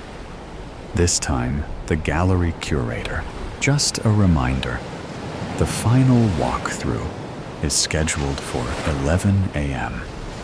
Bring any additional pieces you'd like to include in the collection. The gallery is confident your work will be a hit. Ella inhaled and exhaled slowly. Everything would be fine. She grabbed the two paintings, the one of Pittsburgh reflected in the Monongahela, and another tucked behind it, along with her purse and keys. By the time she arrived at the gallery, her nerves had settled into quiet determination. The venue was stylish and contemporary, with high ceilings and whitewashed walls, perfect for showcasing her work. A gallery handler took the paintings she'd brought, placing them in their designated room, while a marketing assistant guided her through the maze of exhibits. Each piece displayed exactly as she had envisioned. She moved through the gallery, carefully inspecting each painting, occasionally adjusting placements to perfect the flow. Her twilight scene of Pittsburgh's skyline sat front and center, positioned so the lighting captured every reflective detail in the water. But as she stared at the shimmering river, A familiar pull stirred in her chest. No, not now. Not here. She forced herself to look away, focusing on the next piece. A series of landscapes inspired by the city's parks. Under the gallery lights, the colors felt more vibrant, almost alive, as if one could stride in. But as she neared a painting of a dense, forested path, the pull returned, subtle yet unsettling. Her hand trembled as she reached for the wall to steady herself. She couldn't risk it. Not here. Not today. Why was this starting again? Was it because she was tense and anxious, trying to suppress the sensation? She shifted her focus to the gallery curator and marketing assistant, who had been quietly observing her. Forcing a smile, she said, "Everything looks great. I think we're all set for tomorrow. Fantastic. Everything will be perfect. We just need you to review the virtual gallery site and give your approval," the curator said cheerfully. Ella nodded, her thoughts swirling. Tomorrow would be okay. She just had to keep her focus. If she could get through today without any mishaps, then tomorrow, the grand opening, she would be able to maintain control. She just had to make sure nothing came to life from her paintings or whisked anyone away. The next day arrived in a flash. Her art exhibition was set to begin at 1 p.m., and she needed to be at the gallery by 11 a.m. to handle any last-minute details, do a final walkthrough, and prepare for the guests. Last night, after returning home to unwind, she had felt the urge to draw, but she forced herself not to. She needed to rest, to stay focused. She didn't want to tempt the growing power within her. By the time Ella stepped into the gallery, the air was rich with the scent of fresh flowers, the sweetness of wine, and the faint trace of new paint. The space had transformed overnight. Elegant spotlights bathed each painting in a soft glow, making the artwork seem even more alive. Small, stylish benches were arranged throughout the room, inviting visitors to linger. Soon, guests began to arrive, mingling with glasses of wine in hand, their murmurs forming a low hum of anticipation. Ella smoothed her dress, a beautiful wrap dress with bell sleeves, the fabric printed with an abstract design from one of her early paintings. Her friend Rosalie had helped bring it to life, sewing it into a wearable piece of art. Ella's hands trembled slightly as she scanned the room, watching how people responded to her work. Rosalie was the first to spot her, letting out an excited squeal as she rushed over. "You did it, Ella. Look at all these people. And your work. It's absolutely breathtaking under these lights. You've been busy over the years. Just look at all these paintings." She squeezed Ella's arms, beaming.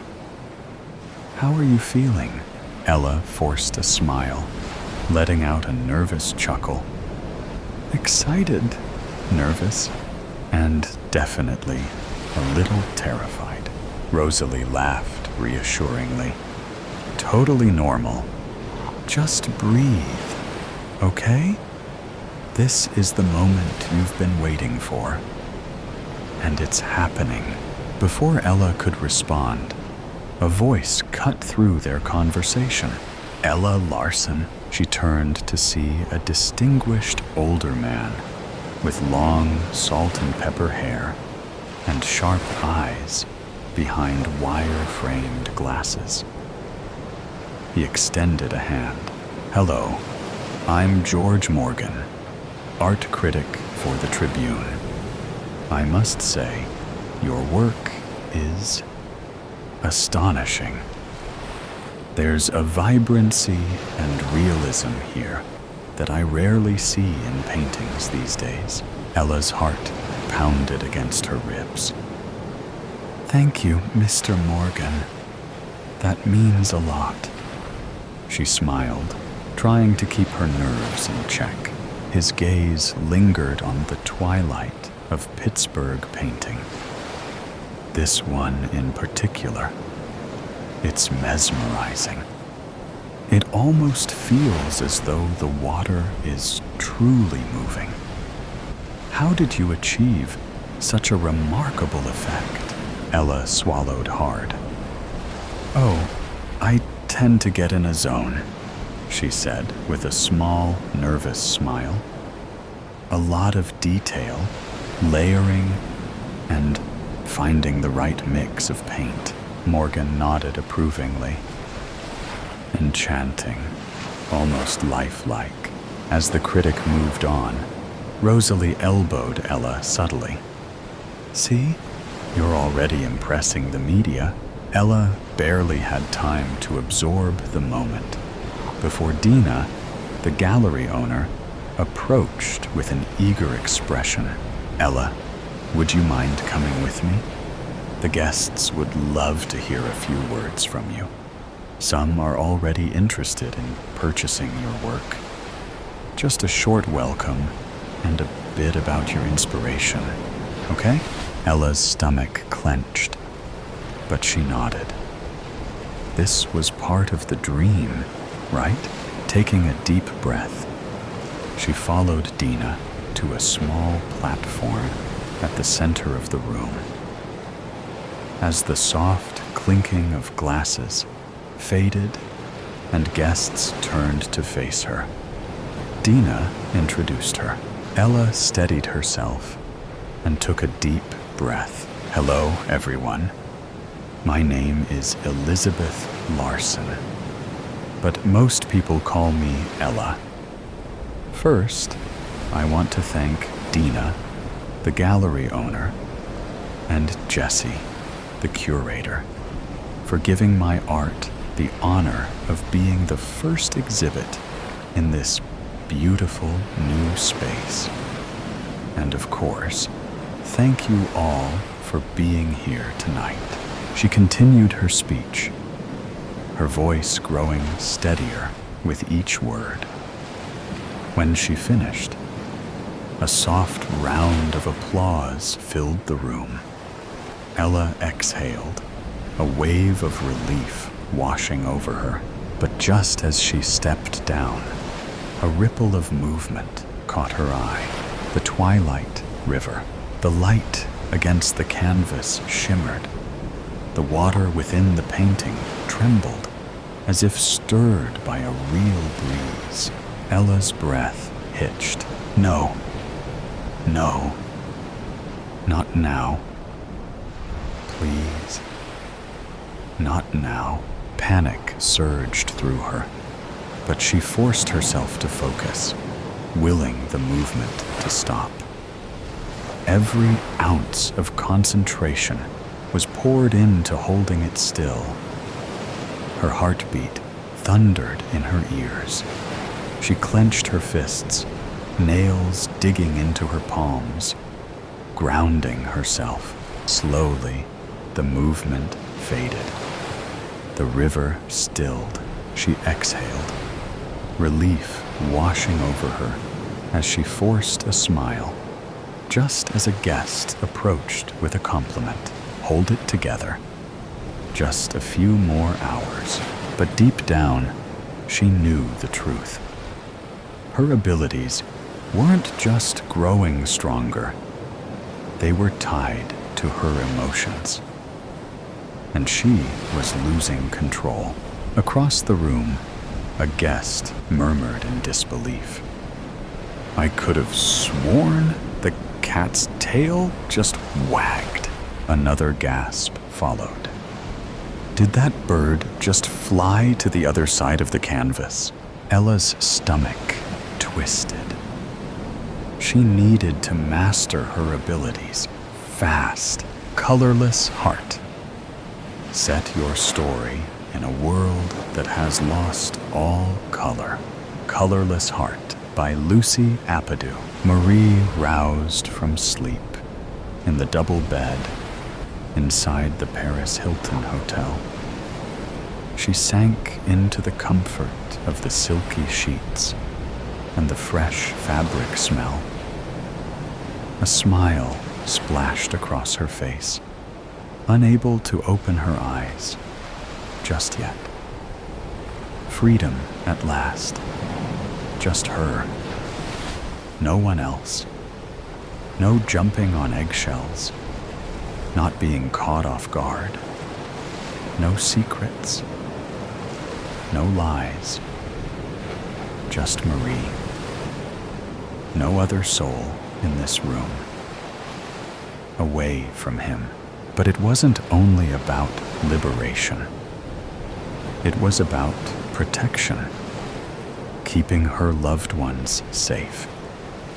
She had to keep them alive, and this was the only way. Freedom for herself, but separation from her loved ones. But that one person foremost in her brain, Salvatore. Marie had recently attended a gun range and learned how to fire a gun, just in case. She never knew when she might need to use it. It was about protection. The alarm on her mobile phone jerked her fully awake. A yawn filtered through as she slowly opened her eyes and spotted her phone on the dull black bedside table that had been brown yesterday. The white cushions that had been hues of purple. The black curtains that had been taupe. The ash black carpet beneath the bed that had been gray. And the black sky through a gap in the window curtain that had been blue. No more blue skies. No more shades other than black and white. The world had lost its color. Marie's breath quickened as her heart palpitated. She rose from bed and rubbed her eyes hard. It had to be her eyes. Had she suddenly become colorblind? Where were all the bright, vibrant colors when it was what she needed? She shut, then opened her eyes, but nothing changed. Her world was drab, colorless, soulless. Her shoulders slumped over, her head bowed. A slow chill ran up and down her spine. Curiosity peaked. Her skin reddened and turned hot. She had no choice but to be here in this colorless world. What had happened overnight to turn her entire world into a shroud of darkness with only black and white in its midst? Then Marie wandered outside the hotel, lost in a world where she knew no one. She had left Melbourne to make a fresh start in Paris so nobody would find her. So he couldn't find her. She couldn't believe having woken up in a fog with shades of gray and black blocking her view of natural color, light, and even shades of gray. A bench with a view of the River Seine looked inviting as she made her way over, put her bag down, and stared at the calm ripples with a view of the majestic Eiffel Tower, sailing boats anchored in the water, bunched up trees, and riders swinging their arms inside canoes. The wind scraped her face in the winter. Nothing but black and white. Marie flashed back to her former life, back home, where she worked as an interior designer, married to a man she didn't love, and friends who would most likely understand her escape. Yesterday, her world was dark, but today, after she awoke, it became darker, grittier, and scarier. Did this lack of color mean something? Could she no longer design with color to refresh old homes or design new ones if she wanted to start over in France? She had not wrung anyone except her best friend, Helena, about her sudden escape for their own protection. With a call from a burner phone, she announced her safe arrival. "Do you have color? Or has the world changed?" Helena replied. "What are you talking about? The things in the world. They're in black and white, Helena. I woke up this morning and nothing was in color. No blues, browns, pinks, purples, yellows, or any color. All gone. Is Melbourne the same? Don't be silly, Marie. We still have color. Have you become colorblind? Had your eyes checked?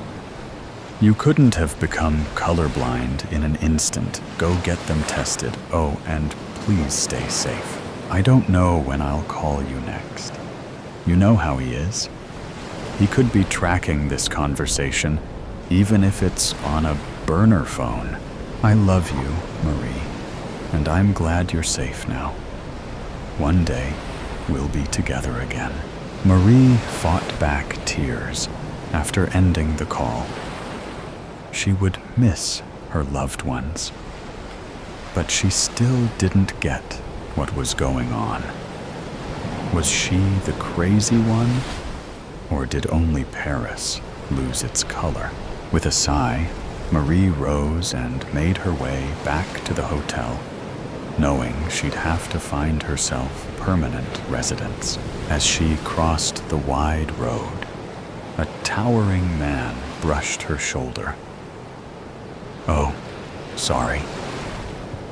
He locked eyes with her and walked ahead of her on the other side of the road.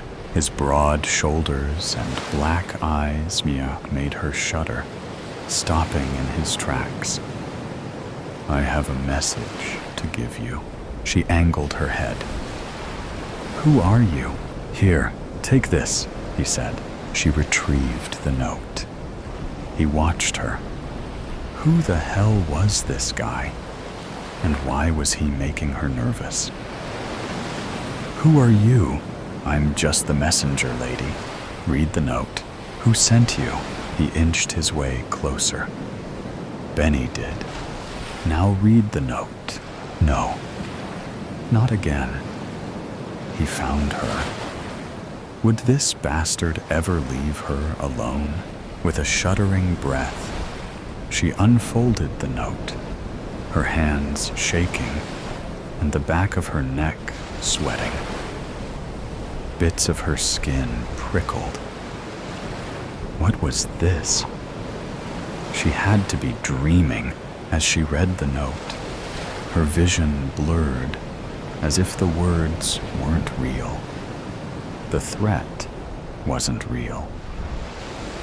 "Meet me in front of the Louvre tomorrow morning, 900 a.m. sharp, or someone you love dies."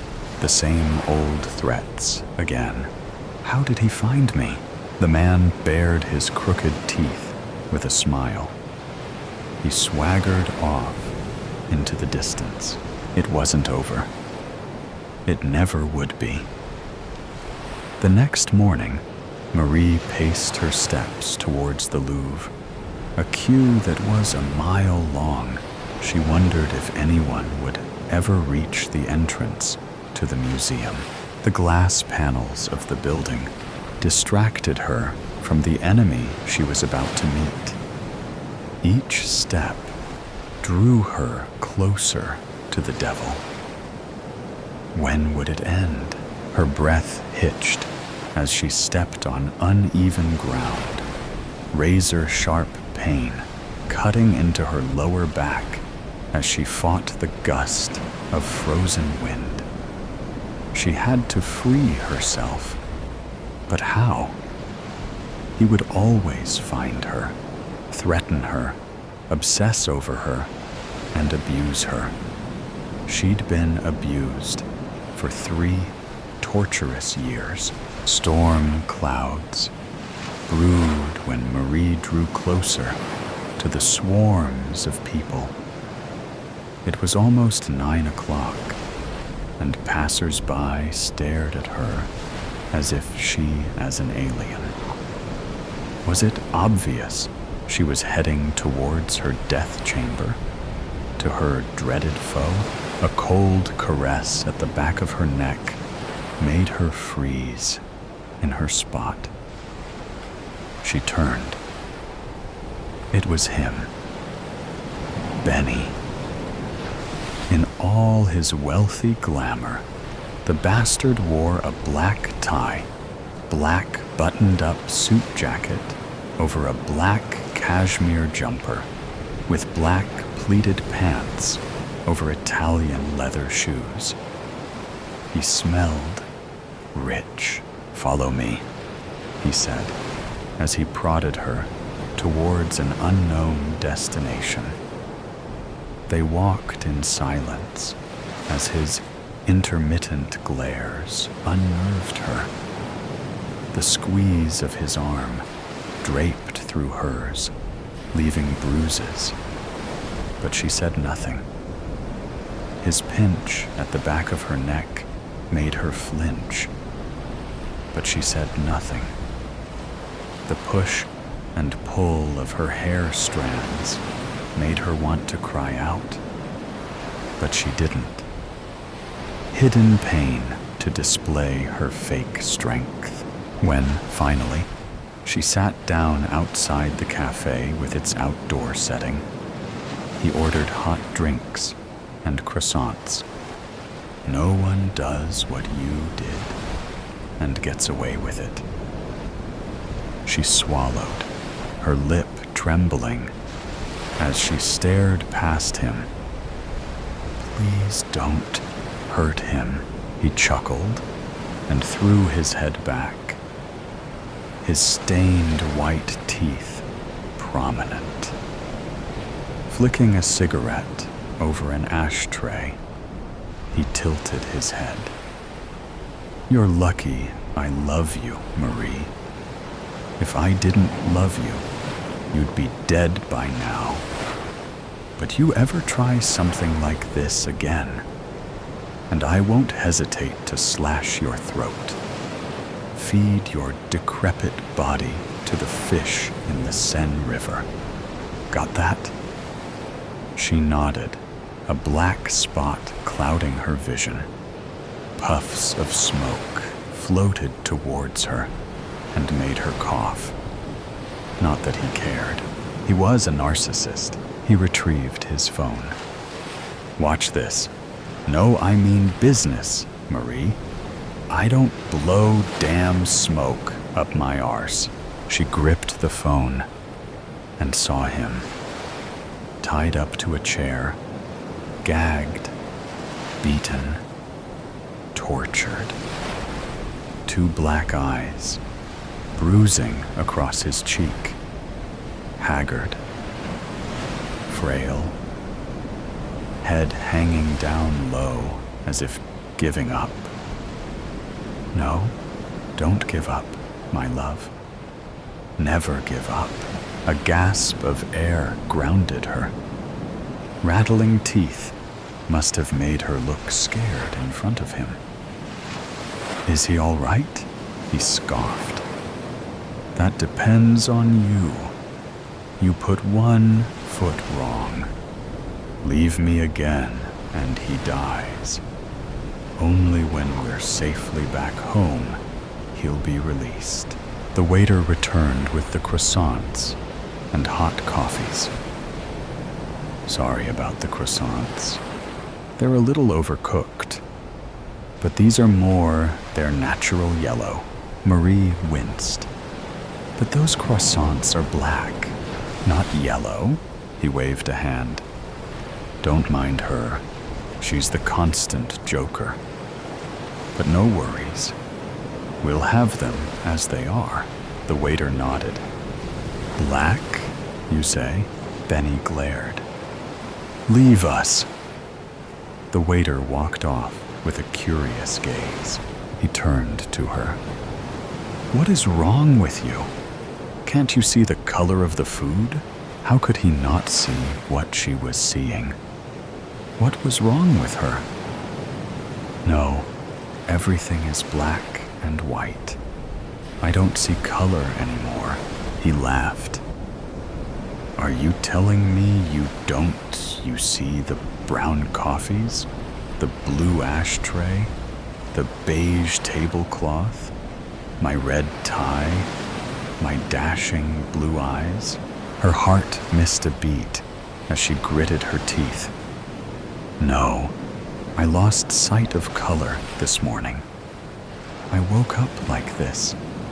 Everything is black and white. Interesting, he said. Marie looked past him and spotted the man she'd seen earlier. The one who had given her the note. He was standing by a lamppost, sculling a bottle of beer. Why was he around? He must have been Benny's bodyguard in case she made a run for it. Marie and Benny stepped inside her hotel room. He pushed her towards the wardrobe. Start packing. Our flight leaves in a few hours. Okay then. She pushed aside her floating tears and steeled herself by pulling out her suitcase from underneath the bed, unzipping it. As if in a surreal world, she pulled clothing off hangers and threw them into the suitcase. She was going back to her prison, away from the love of her life. If only she had been stronger a few years ago, when he had framed her ex-boyfriend, Salvatore, for murder. Just so he could be free from prison, she was forced to marry him. Marriage to Benny in exchange for Salvatore's freedom. She had never explained why she'd broken up with him. Had to convince Salvatore she no longer loved him. It had cut her insides, but she had to keep him safe. Salvatore had not given up on her and found ways for them to meet secretly. But Benny always found out about their secret rendezvous. He had put plans in place, made the worst things happen. Benny involved in Salvatore crashing his car, ruining his reputation in business, injuring his friend with a beating by his henchmen, and almost killing him at least twice. Now Salvatore was threatened with death. What more could the creep do? I'm having a shower, he said. She sat on the bed. How could she go back with him? But she had no choice when Salvatore would die if she didn't. Benny's phone lay on the bedside table. Curious, she picked it up and found his recording. Salvatore was still tied to the chair, still tortured and broken. But wait, something was weird about this video. The actions were the same. His movements repeated in a cycle, as if it was on a loop. This wasn't her true love life. This was a fake video. It had to be. Could Salvatore have arranged this? Outsmarted Benny again, she smiled to herself. Now she had a chance to do something. Fight him. Hurt him. But no. She wasn't a violent person and had morals. Nothing like Benny. Nothing. What could she do? Run away again? But Benny might pursue Salvatore and never stop. He would never stop finding her until his own death. She knew that. So what could she do? She could never reason with a crazy person. A knock on the door made her jolt in her spot. It could be anyone. Her heart racing, she slowly opened the door and flinched when the man from earlier pushed past her. "Where's Benny? What are you doing here?" the man whispered in her ear. "Listen, Salvatore will set you free. Get out of here." She swallowed, her vision blurring. What?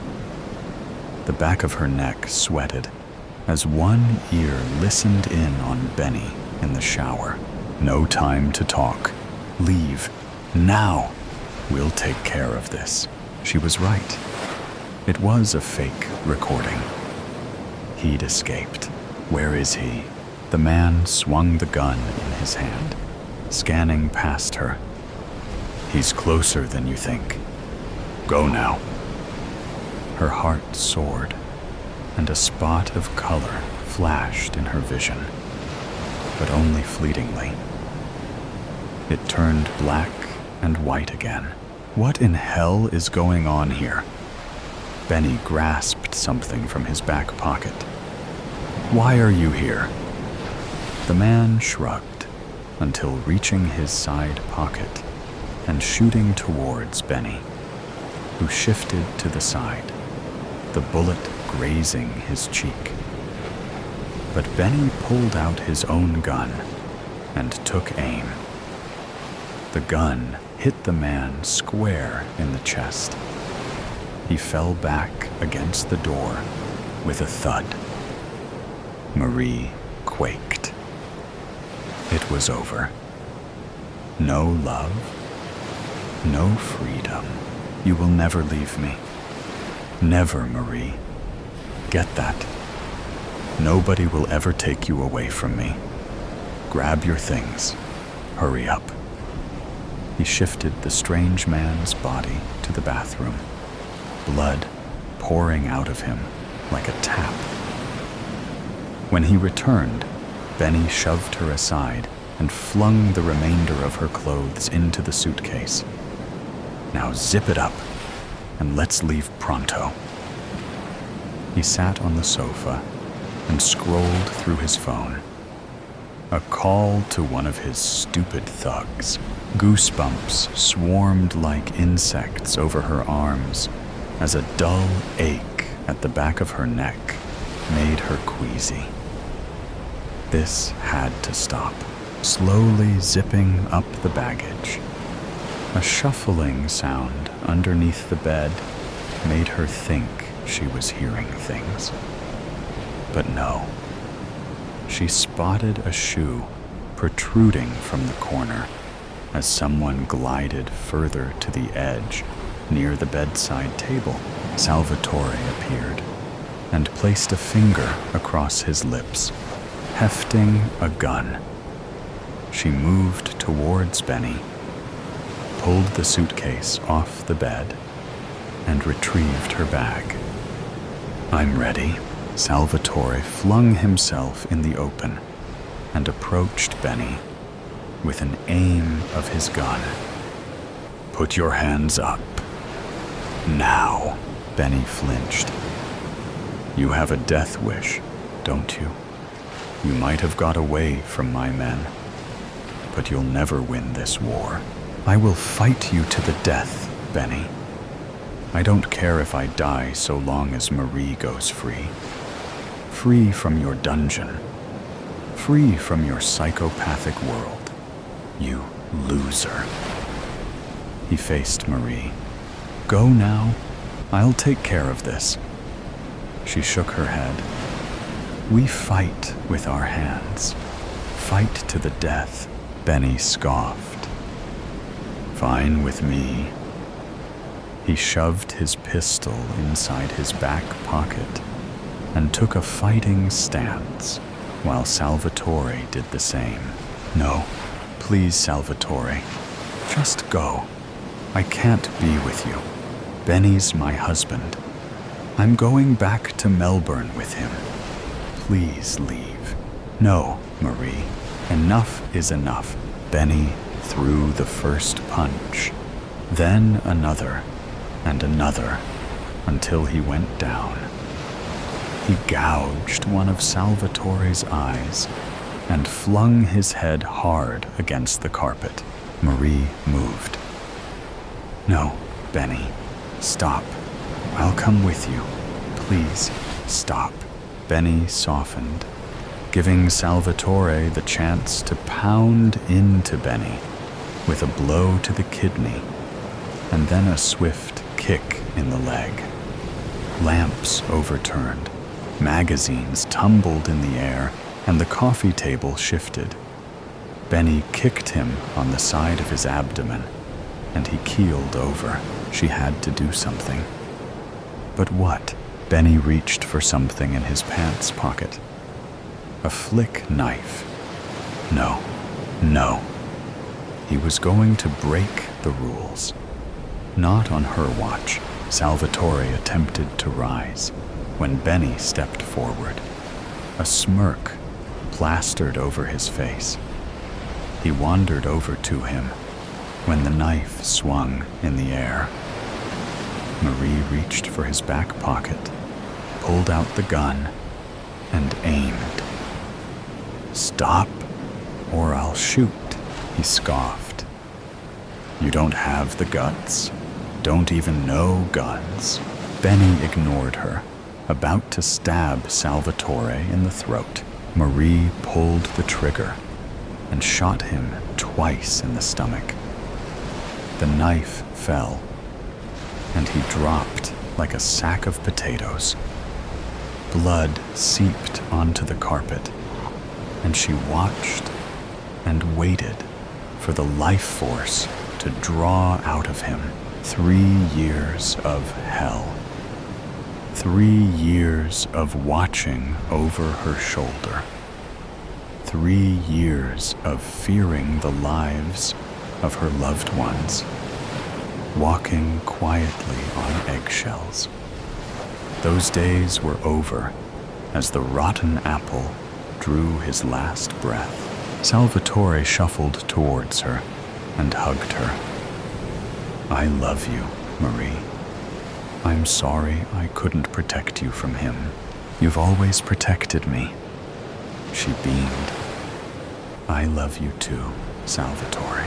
She savored the gentle caress of her lover's strong arms around her waist. Her eyes shifted, her surroundings vibrating with color. Nor more colorless world. So today's story has come to an end. Or perhaps it never really ended. There are mysteries still there, questions still unanswered, and sometimes things that seem to only exist in stories can creep into reality in unexpected ways.